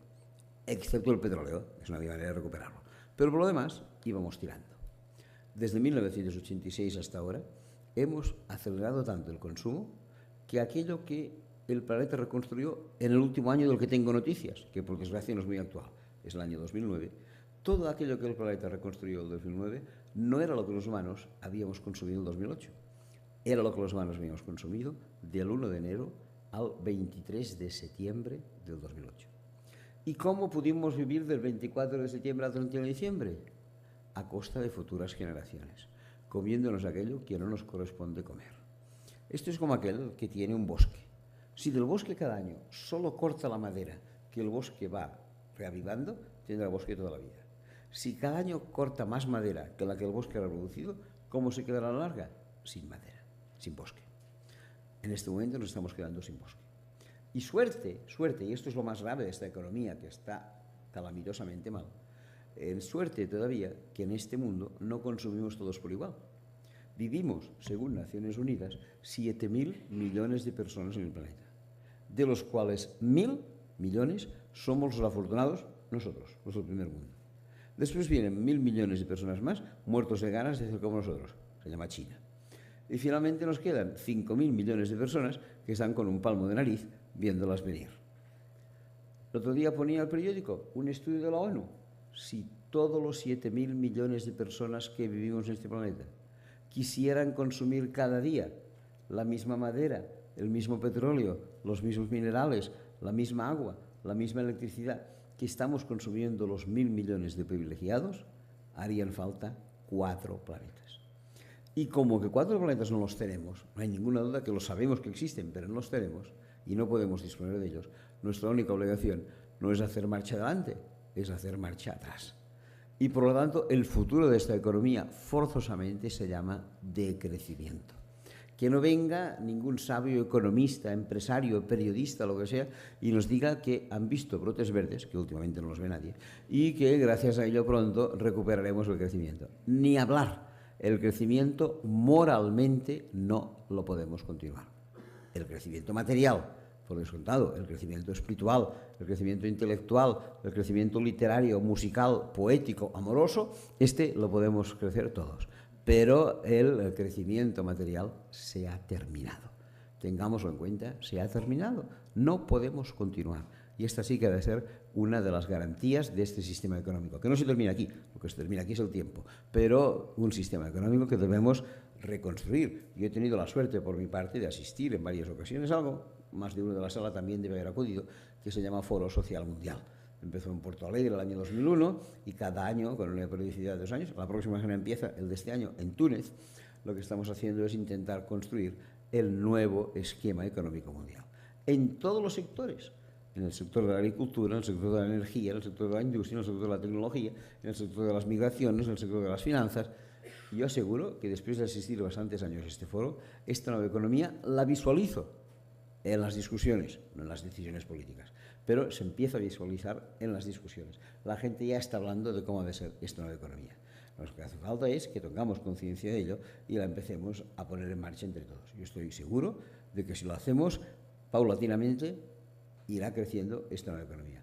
Y si no crece, peor para nosotros, porque nos destruiremos. Gracias.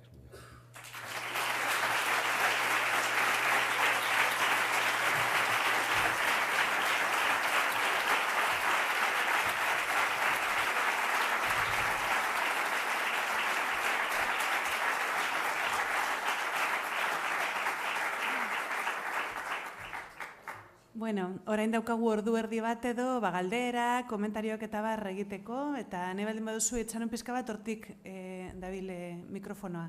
Tenemos media horita más o menos pues, para preguntas, comentarios, para lo que queráis, si hay un micrófono por ahí. ¿Alguna pregunta, un comentario? Sí. Bueno, buenas tardes.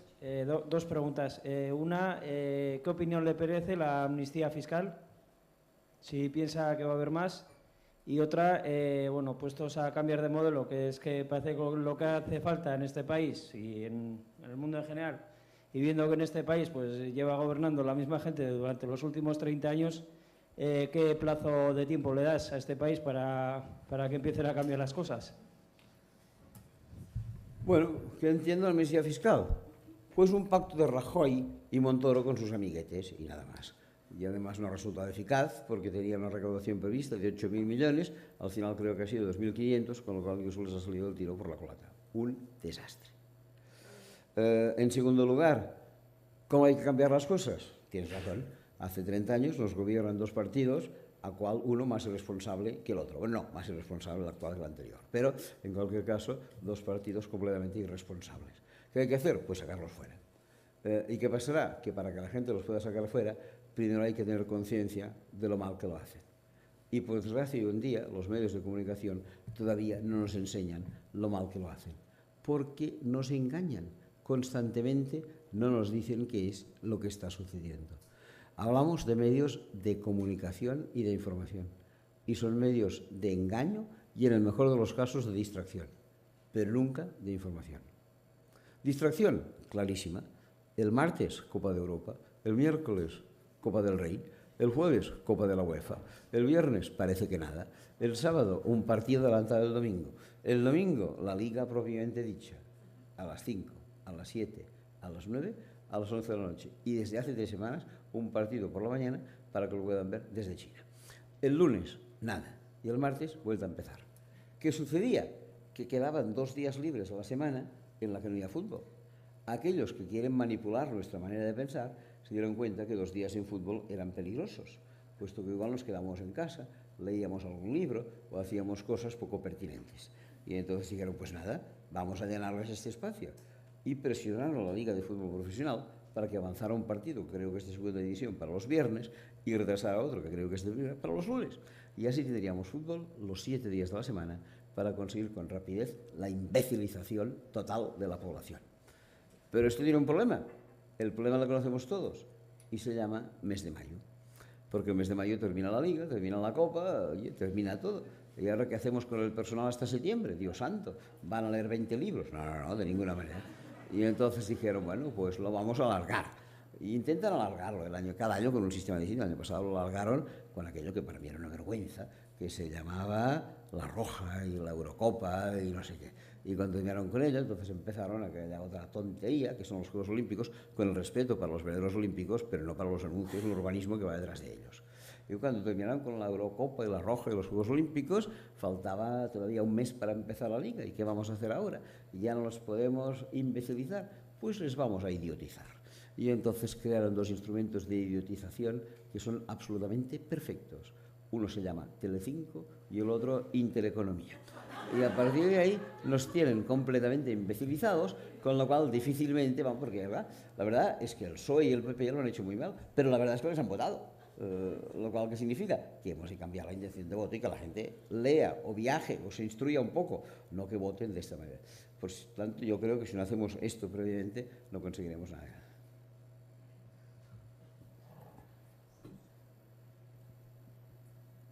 Bai, hemen dago galdera bat. Dentro de la teoría del decrecimiento que estás utilizando, el decrecimiento económico, ¿cómo basarías el decrecimiento también demográfico? ¿Qué medidas propondrías para el crecimiento demográfico? ¿En qué países? ¿En qué edades? ¿Qué tipo de medidas? Porque claro, el otro parece que el económico parece que estamos abocados al mismo, ¿no? Pero ¿y el demográfico? Entre nosotros, ¿eres partidario de medidas para, digamos, no voy a decir en contra, pero que a lo mejor que ralenticen a lo mejor los sistemas de salud hacia la tercera edad, menor natalidad, etcétera? Bueno, aquí quizá deberíamos discutir un poco, porque yo no creo que haya problema demográfico. Nunca he sido maltusiano e intentaré justificarlo. Hay problema demográfico en algunos países en concreto, pero no a nivel mundial. Por lo poco que sé de demografía, la humanidad ha vivido en 3 etapas distintas, separadas por lo que llaman las 2 transiciones demográficas. Durante muchos años el crecimiento de la población fue prácticamente mínimo. ¿Por qué? Porque en cada pareja había muchos nacimientos y había muchas defunciones. Entonces la diferencia entre los muchos nacidos y los muchos fallecidos hacía que el número suplementario de hijos no hiciera aumentar la población. Esto duró hasta prácticamente finales del siglo XVIII. A partir del siglo XVIII se produjeron, ya en el XIX, se produjeron dos novedades importantes. Una, que fue, por decirlo así, la potabilización de las aguas, que las aguas fecales se separaran de las aguas de alimentación y por tanto muchos virus y epidemias desaparezcan, y por otro lado, los sistemas de vacunación. Esto hizo que la mortalidad infantil bajara en picado. Pero los nacimientos continuaban siendo muchos. Las parejas no se dieron cuenta que no hacía falta tener tantos hijos. ¿Y qué pasaba? Que había muchos hijos por pareja y pocas muertes. ¿Qué significaba esto? Aumento notabilísimo de la población. Y esto ha ido durando hasta prácticamente los años 60 del siglo XX. Muchos hijos nacidos, pocos fallecidos, gran aumento de la población. Pero paulatinamente el cambio, que no tenía que ser de vacunas ni de potabilización de aguas, sino que iba a ser un cambio cultural, se ha ido estableciendo. Y la gente se ha dado cuenta que ya no le hace falta tener muchos hijos, aunque sean bienvenidos. No hace falta. Primero, porque antes un hijo, pues cuando te hacías mayor, te ayudaba en el campo. Ahora que ya no vas al campo, ya no te ayuda. Segundo, el hijo te tenía que pagar la pensión porque no había plan de pensiones. Pronto no lo habrá tampoco. Pero vaya, de todos modos, había un plan de pensiones y, por tanto, el hijo aseguraba la pensión del padre. Pero la pensión queda asegurada, a la que el hijo no debe ayudar en el campo porque el hombre está en la fábrica, etc., la necesidad del hijo cultural desaparece. Y las parejas paulatinamente van reduciendo el número de hijos. A veces por una acción cultural, o a veces, como en el caso de China y de India, por obligación, porque han dejado de tener muchos hijos. Los dos países más poblados del mundo y han pasado a un promedio de un solo hijo por matrimonio, o bien, como en el caso de la India, desastroso por esterilización, o como en el caso de la China, por multa a las parejas que tienen más de un hijo. Total, que hoy en día el crecimiento de los dos grandes países, demográficamente hablando, es muy pequeño. Sí que hay, y estaría de acuerdo contigo, problema demográfico en algunas zonas del planeta. En Nigeria, en Pakistán, en Bangladesh, en Argelia. En estos países todavía hay un problema demográfico. Pero frente a esto hay una respuesta muy sencilla y se llama planificación familiar. Si somos capaces de tirar adelante esa planificación, yo estoy convencido que no habrá problemas. No lo estoy convencido yo. Se celebró por parte de Naciones Unidas no hace mucho una conferencia mundial sobre la población y estableció que, de acuerdo con lo que ellos pensaban, hacia el año 2025-2030 el crecimiento de la población dejaría de ser exponencial para convertirse en asintótico. Y prácticamente que no haría demasiado. Por tanto, para mí hay un problema, se dice, en Pakistán hay un problema, seguro. Pero son problemas muy puntuales. Por tanto, yo globalmente no creo en este problema demográfico.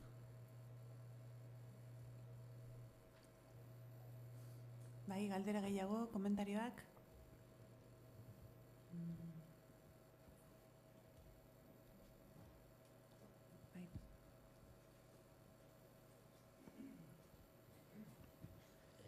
Primero, darte las gracias por estar aquí otra vez. Y no sé, yo decirte que después del repaso que has dado, yo soy un analfabeto en todo este tipo de cosas, tengo una sensación profundamente pesimista de nuestro futuro como humanidad, del planeta, de todo absolutamente.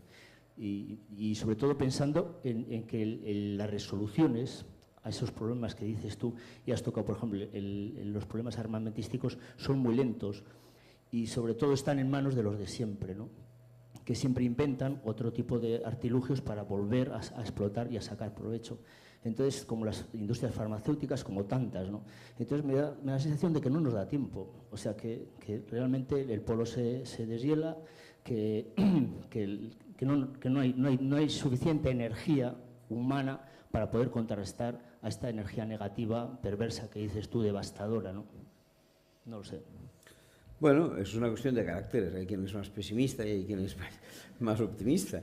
Yo quizás sea un poco más optimista que tú, porque veo que nunca en la historia de la humanidad, a priori, no en la práctica, pero a priori, hemos tenido tantos instrumentos en la mano como para que la gente pueda vivir bien.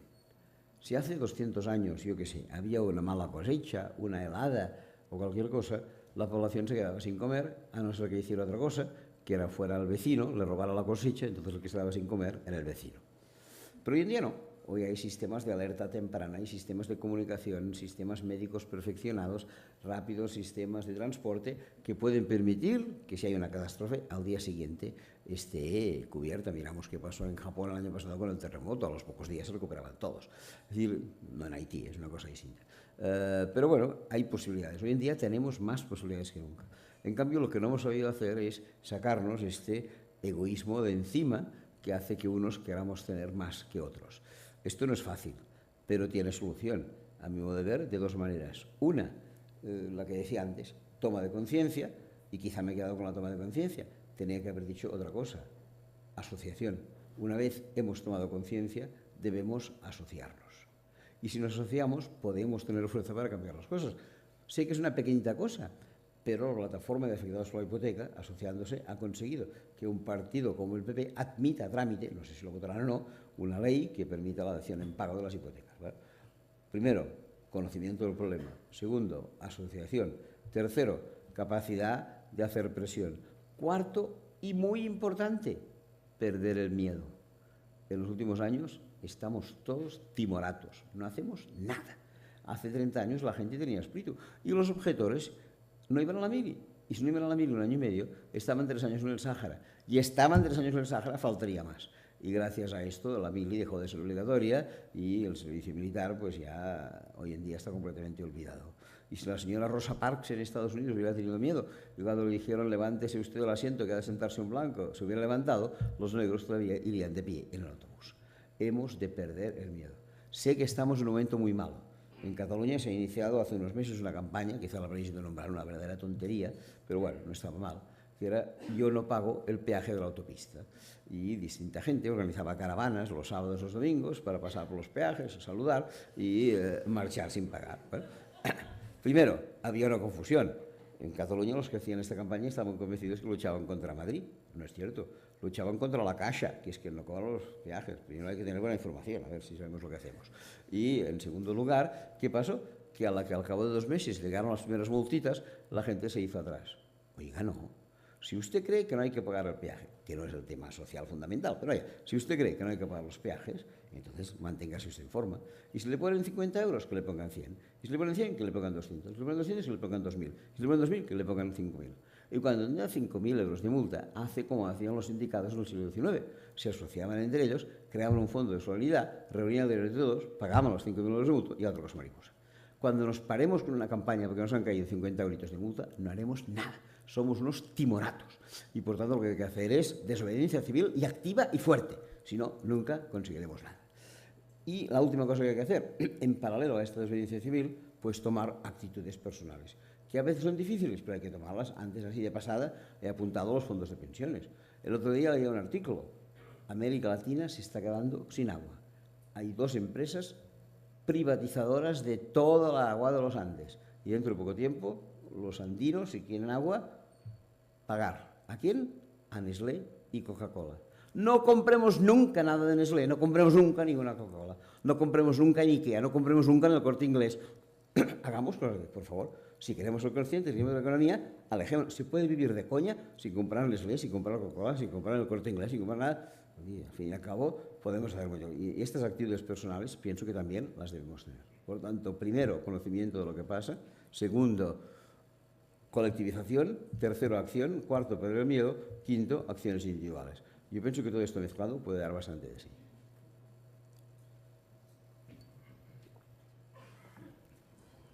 Bueno, muchas gracias por la charla, muy interesante. Simplemente recomendar a los asistentes, por si alguien quiere informarse un poco más, existe una plataforma, una página web, mecambio.net creo que es, donde podéis informaros de todo el tema de la banca ética, también grupos de consumo energético, soberanía alimentaria y demás. Entonces hay un montón de alternativas y bueno, a mí me ha servido para ya empezar con el cambio. Existen también movimientos. Aquí en Donosti, de hecho, se está juntando bastante gente por barrios, por comunidades y parece que, bueno, pues que hay movimiento. Al final, pues entre todos, pues yo creo que yo soy positivo en el cambio y bueno, pues nada, que al final hay que moverse, vamos. ¿Cómo has dicho que se llama la página? Mecambio.net. Mecambio.net. Sí. Entonces tienes, bueno, pues de banca ética, pues todas las opciones que existen ahora mismo en el Estado, también cooperativas energéticas en base a energías renovables, también bueno, pues monedas alternativas también que han empezado ahora a moverse, el Bilbo Diru, aquí también en Iparral tenemos el Eusko, y recomendaciones también sobre pues, consumo también de alimentación y demás. El resto del año, en el ciclo en el que se enmarca esta charla, esta es como la primera, nos vamos a centrar en las alternativas que hay al capitalismo. Galdera gehiago, bestelan, bai, hortxe dago bat, mientras tanto yo tengo una que yo creo que es cortita, pero que tengo mucha curiosidad. La economía, que a veces nos la quieren hacer pasar como una ciencia exacta, como algo matemático, que en realidad es algo absolutamente político, da la sensación de que la gente sigue saliendo de las facultades de economía con las mismas ideas de siempre, ¿no? El tema del decrecimiento a nivel académico, intelectual y demás, ¿qué eco está teniendo? Mira, yo llevo más de 30 años dando clases en la universidad y llevo, que yo sepa, como 26 o 27 negándome a dar clases en la Facultad de Económicas. Tengo la suerte de que en la universidad tampoco te buscan mucho las cosquillas y te mandan a Derecho, te mandan a Periodismo o te mandan así a otros rincones. Porque hace unos años me di cuenta que en la Facultad de Económicas lo único que enseñan es reproducir el sistema. Y el primer día que pones los pies en la facultad, objetivo de la empresa, máximo beneficio. Oiga, no. Objetivo de la empresa, servir a los ciudadanos, producir bienes y servicios. Y entonces me peleaba con compañeros míos. Hacíamos el programa de la asignatura, más o menos tenían que ser coordinados los programas. Uno hacía en FEDE, y ahora mira, estoy ahí, en Derecho tranquilo, en Comunicación también, porque es que si no, y recomiendo a todo el mundo que recrimine a sus profesores, tanto si son de facultad como de escuela de negocios, que esto es un desastre, y que no acudan jamás a los Masters MBA of Business Administration, que son la antítesis de lo que hay que hacer en la economía. Y eso queda claro. Por tanto, por ahí pienso que deberían andar las cosas. Usted ha comentado que para bajar el paro habría que bajar las horas laborales, pero al final eso no sería una especie de mini-job que llevaría más precariedad laboral, una bajada de salarios y no daría oportunidad a una vida digna. Bueno, si se hiciera como lo hicieron en Francia, no, porque no era una baja de salarios. Ellos, ¿he explicado lo que ellos hicieron en Francia o no lo he dicho?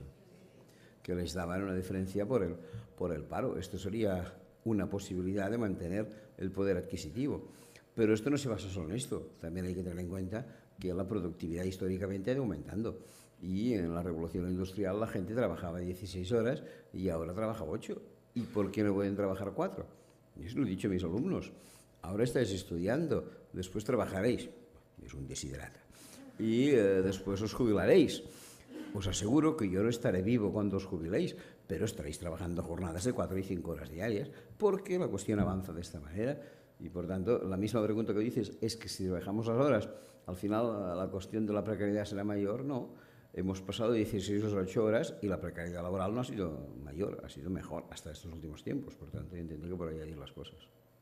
Repartiendo bien las plusvalías, no haciendo acuerdos lineales, no es lo mismo reducir la jornada laboral en la SEAT que en una cooperativa agraria de 5 personas. Estas cosas, evidentemente, hay que saberlas hacer en cada caso, pero por ahí podrían ir.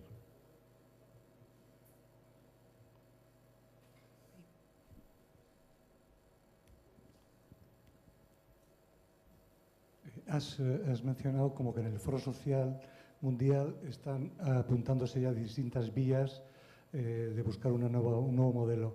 ¿Podrías profundizar un poquito más en algunas o están todavía muy verdes? Bien, no muchas y tampoco muy originales. Digamos, segmentando, porque la manera de resolver un problema es divide y vencerás. Vas cogiendo, empiezas a decir, bueno, ¿y ahora qué pasa en la agricultura? Todos lo sabemos. Yo pienso que tú sabrías decir ahora como yo qué respuesta hay que dar a la agricultura.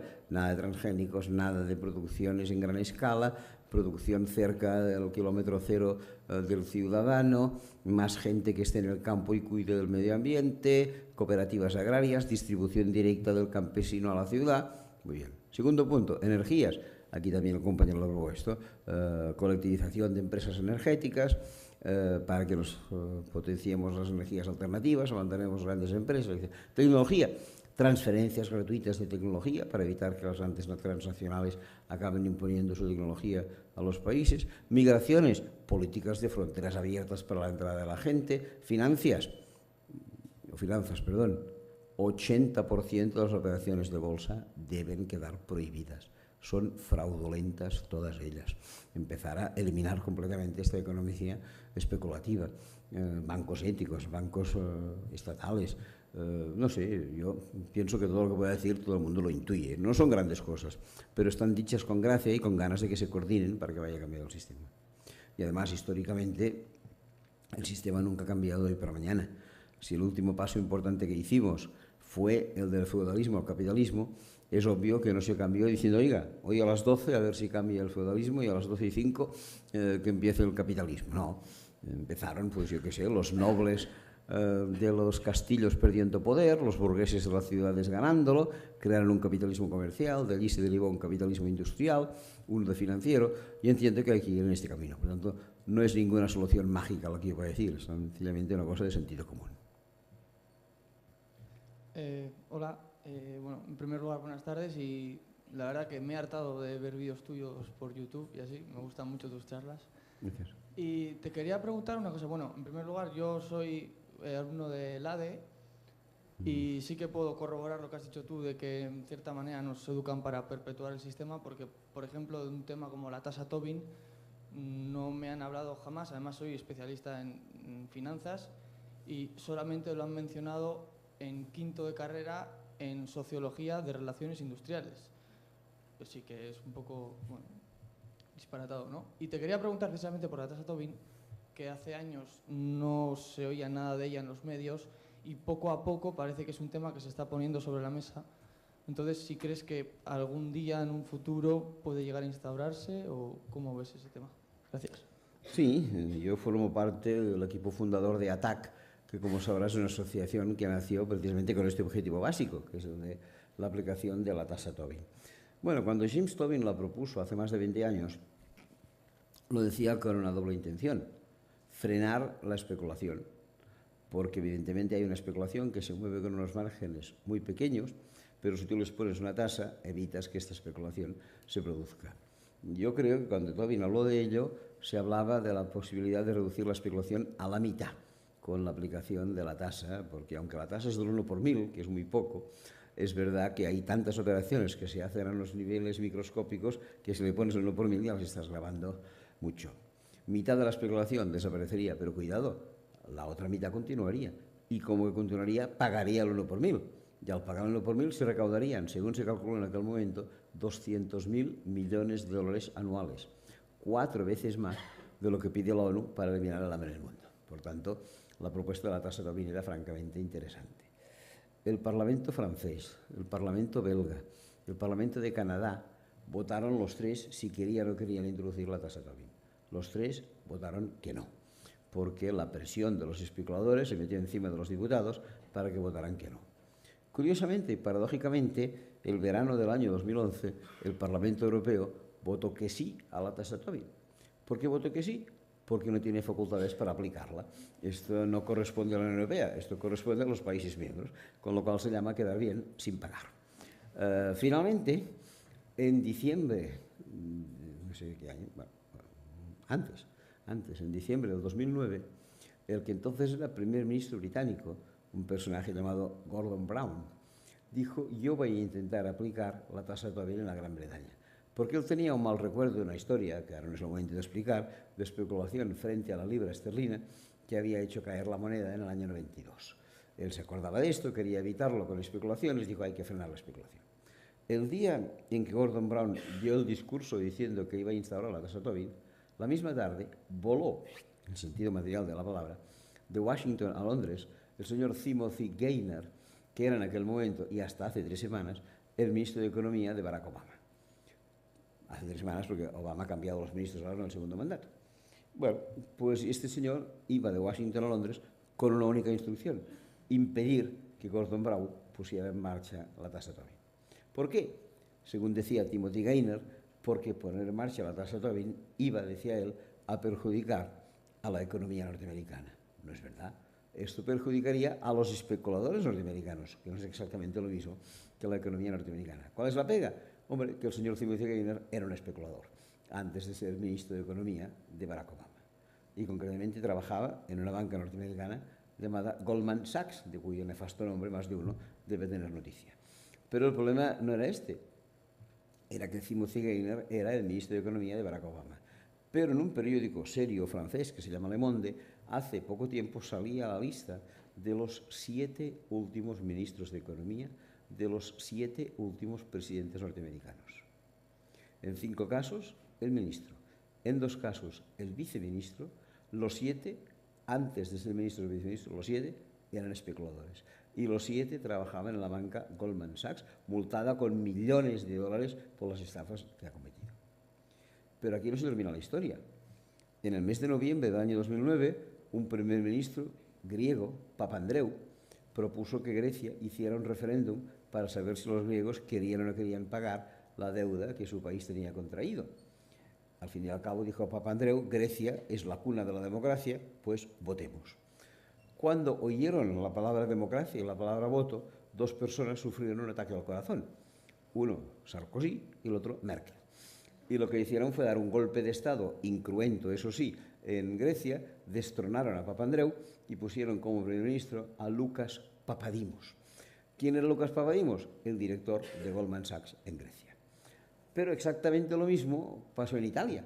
En Italia había un folclórico primer ministro, que, dijemos un folclórico, que bueno, la gente se quitó de encima y todo el mundo dijo, pues, qué liberación, ya no está el estimado Silvio. Bueno, ya no está, pero está Mario Monti, que es mucho peor, mucho peor. Mario Monti, 8 años trabajando como mafioso en la banca Goldman Sachs. Y cuidado, si alguno de nosotros ha de pedir un crédito, cosa que hoy en día no se le ocurre a nadie, pero si alguien pidiera un crédito, ¿quién fijaría el tipo de interés? El Banco Central Europeo. ¿Quién dirige el Banco Central Europeo? Un italiano llamado Mario Draghi. Miren si debe ser peligroso este Mario Draghi, que el pasado mes de abril visitó Barcelona y la Generalitat, previendo que el señor no hiciera ninguna cosa tonta, le puso 800 Mossos de Escuadra para que le vigilara los 3 días que estuvo allí, para que por lo menos se escapara. Bueno, pues resulta que, ¿quién es Mario Draghi? El gobernador del Banco de Italia, antes de ser el gobernador del Banco de Europa y antes director de Goldman Sachs en Italia. Que nadie se lo tome a mal. Yo no sé qué pasa a nivel municipal, a nivel comarcal, a nivel autonómico, pero de estos niveles hacia arriba y desde el punto de vista de la estructura financiera, estamos gobernados por delincuentes y ni más ni menos que por perfectos delincuentes. Tengámoslo en cuenta.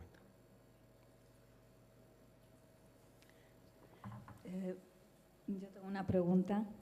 Pensando en cosas positivas, a mí una de pensadoras que me inspiran para el cambio económico y demás pueden ser pensadoras economistas feministas. No sé qué opinión tienes sobre la crítica que hacen economistas feministas sobre el capitalismo, conceptos como el de huella civilizatoria y demás. Me gustaría saber tu opinión.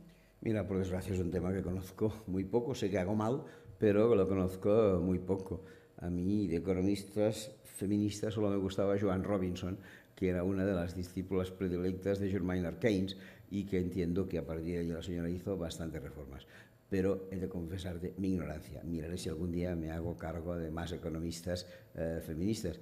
Hay otras señoras que... pacifismo feminista, Hannah Arendt, otras me gustan, pero economista feminista casi es un oxímoron, pero en fin.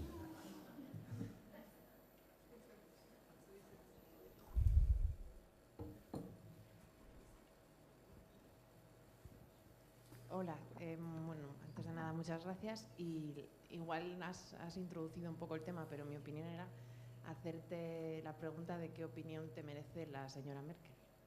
¿La señora Merkel? Sí. Bueno, mira, personalmente no lo juzgo. La señora Merkel es una pieza más de un engranaje que no dirige ella, de un engranaje en el que están, pues, básicamente los órganos directivos de la Unión Europea, los órganos directivos del Fondo Monetario Internacional, el Banco Central Europeo, y toda la antítesis de la democracia. La mayor vergüenza de la democracia, bueno, hay muchas vergüenzas, China también es una vergüenza de la democracia, pero en cualquier caso Yo, que era en mi juventud un ferviente admirador de aquella Europa de las libertades, de la democracia que veíamos después de los Pirineos, después del túnel del franquismo, etcétera, etcétera, hoy para mí es una vergüenza. Europa es una burla de la democracia, una absoluta burla. Hicieron un proyecto de constitución, que además no lo redactaron los diputados, sino un grupo de privilegiados a las órdenes de un autócrata llamado Giscard d'Estaing. Hicieron una constitución, la pusieron en votación. 2 países, Holanda y Francia, votaron que no. Bueno, como que la forma de proceder de la Unión Europea es que o bien hay unanimidad o bien no se aprueba, no se aprobó. Entonces, ¿qué hicieron? Rebajaron la categoría. De Constitución Europea la pasaron al Tratado de Lisboa, para que no lo tuviera que votar el pueblo, porque que el pueblo vote es peligroso. Entonces, no votó el pueblo, lo votaron los parlamentos, y todos como corderitos votaron que sí, hasta que hay un país que se llama Irlanda, que necesariamente tenía que votarlo la población y no el parlamento. Y mira por dónde votó que no. ¿Qué hicieron entonces? 6 meses de dosis masivas de televisión a Irlanda para enseñar las ventajas del Tratado de la Unión Europea, y a partir de allí, pues, que lo aprobaran, creando un Banco Central Europeo completamente independiente, al margen de cualquier responsabilidad frente a los ciudadanos. Un verdadero desastre. Y todavía con un punto, ya ves que no hablo de la señora Merkel, que digo solamente es una pieza del engranaje, pero hasta un punto que a mí me ha sorprendido y que la gente no sabe. Ya que has hecho referencia a Europa, lo voy a decir. La vergüenza de la Unión Europea no es solo la economía, es la política y la violación de los derechos humanos. Hay un artículo en el Tratado de Lisboa que dice la vida humana. Perfecto. Dice, la vida humana es intocable. Nadie puede matar a nadie. Magnífico. Segunda parte del artículo, la pena de muerte no existe en Europa. Extraordinario. Letra menuda, que tiene la misma validez legal que la letra grande. La pena de muerte no existe en Europa, excepto para crímenes cometidos en tiempos de guerra y, aunque sean tiempos de paz, para crímenes que se hubieran cometido en su momento de guerra. No hay una libertad absoluta, una anulación total de la pena de muerte. Y segundo, más importante todavía, la vida humana en Europa es intocable. Nadie puede matar a nadie. Letra pequeña, excepto la policía en 3 casos. Primer caso, cuando la policía mate a uno que esté atacando a otro con posibilidad de matarle, lo cual es casi una cosa escabrosa, pero en fin, digámoslo así. Segundo, la policía puede matar sin violar el Tratado de Lisboa cuando mate a un preso penado, no preventivo, escapado de la cárcel. A la que tú eres preso penado, tu vida ha perdido. Y tercero, y lo más importante, leedlo por favor, leedlo por favor. En Europa la policía puede matar sin violar el Tratado de Lisboa en el transcurso de una manifestación popular que la policía considere que se trata de una insurrección. Así. Esto dice esta vergüenza de Europa, vergüenza, absolutamente, vergüenza.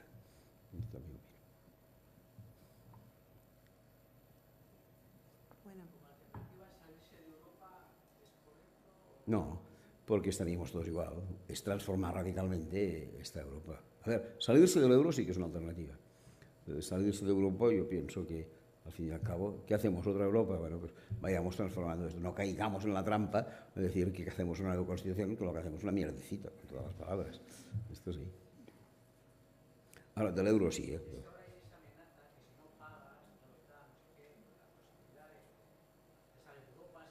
Que nos saquen de Europa sería una maravilla, del euro, sería una maravilla.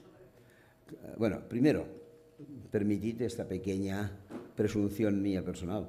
Tengo escritos artículos hace 10 o 12 años diciendo que el euro no debería haber existido nunca, que era un error que no se tenía que crear. ¿Qué ha pasado? Que con el euro resulta que hemos perdido, por lo menos los países más débiles de Europa, pero todos, pero especialmente los más débiles, la capacidad de tener política monetaria propia. Cuando tú tenías política monetaria propia, podíamos devaluar a nuestro gusto. Y entonces, si había momentos de dificultad, pues tú cambiabas la paridad entre el marco alemán y la peseta y automáticamente tenías más turistas alemanes o tenías más exportaciones hacia Alemania. Ahora la competitividad no la puedes jugar con la moneda, porque tu moneda está completamente vinculada, en este caso, a la alemana. ¿Puedes tener competitividad? Ya lo creo. Competitividad como la tienen los alemanes. ¿Cómo tienen competitividad los alemanes? Gracias a la tecnología, que ellos pueden producir muy competitivamente porque su tecnología es excelente. Pero ya sabéis que en temas de tecnología, España, Portugal, Italia, vamos a la cabeza. Por tanto, por aquí nada que hacer. Finalmente, si no podemos ser competitivos en tecnología y no podemos ser competitivos en moneda, podemos ser competitivos, ya lo creo, a la China. ¿Y cómo son competitivos los chinos? Salarios de miseria. Miremos, por ejemplo, algo tan sencillo y que tanto nos gusta a los economistas. Si somos de ADE o no, es igual. ¿Qué hacemos? Pues tenemos una esfera con quesitos y de la esfera con quesitos, cuando entramos en el euro, la mitad era renta del trabajo, la otra mitad era renta de capital. Ahora, las 3/4 partes es renta de capital, una sola cuarta parte es renta de trabajo. Los trabajadores hemos perdido poder adquisitivo absolutamente con este euro. ¿Qué pasa? Bueno, que yo entiendo que, si no, por lo menos quitarnos del euro, sí que crear 2 euros. Uno para los que son competitivos, léase Alemania, Francia, Holanda, Bélgica, Austria, Finlandia, y 1 euro para los amiguetes, es decir, para Italia, Portugal, 1 euro, ya podríamos llamarle eurito, por ejemplo, que sería pues, para los de Grecia, Portugal, España, Chipre, que ahora nos hacen compañía, Malta, etcétera, etcétera. Yo pienso que por ahí deberían andar las cosas. Alguien me dirá, ¿y volver a la peseta? Bueno, a mí como catalán me gustaría la peseta, porque como seguramente alguien debe saber, la peseta es una moneda catalana. Quien en España instauró la peseta era un ministro catalán de Economía que en el año 1864, llamándose Laureano Figuerola, le pidieron que instaurara una moneda única en España. El hombre era de por allí, por cerca de Andorra, y en sus tierras corrían monedas locales, como ahora, pero antes. Y la moneda local que corría por allí era la peseta. Cuando el hombre tuvo que poner un nombre a la moneda para toda España, pues puso la de su pueblo, la peseta, y le puso un nombre catalán, porque ¿qué significa peseta? Bueno, todos sabemos que en sus tiempos, en el año 1874, la gente no acostumbraba a circular con visa, porque no existía. Entonces, ¿cómo circulaba la gente? Pues con unas bolsas llenas de monedas de todo tipo, que los asaltantes de caminos se robaban a cada esquina, y que había unas monedas, piezas metálicas grandes, unas piezas regulares y unas piezas pequeñas. En catalán, una pieza es una pesa y una pieza pequeña es una peseta, es el diminutivo de pieza. Y por tanto este hombre, como era una pieza pequeña, le puso un nombre catalán, peseta, porque de haberse puesto en castellano no le hubiera dado peseta, sino piececita. Y durante 150 años en España han hablado siempre en catalán de las pesetas, cosa que desde Madrid han entendido toda la vida y siempre han relacionado catalanes con pesetas. Esto ya lo saben exactamente así. Bueno, esto es un poco la realidad. Y finalmente, yo pienso que no sería imprudente, sino bien al contrario, bien prudente, romper este euro en estos 2 euros que he dicho. ¿Por qué? Porque si no, la gente tiene miedo que se rompa. Que llegue algún día en que no podamos resistir un euro tan fuerte y pasemos al eurito del que yo hablaba. Con lo cual, el euro que ahora hay pues en Donosti y el euro que hay en Luxemburgo no será el mismo. ¿Qué hace la gente? Llevarse los euros a Luxemburgo, por decirlo de alguna manera, por si la cosa falla. En el último año, 275.000 millones de euros han salido de la banca española yéndose a Luxemburgo y a Bélgica y a no sé qué. Dentro de 4 días quedaremos desdinerados y será obligatorio el corralito. Por tanto, si hemos de llegar a él, mejor que lleguemos antes de que el peligro sea demasiado gordo y rompamos con el euro y ahora.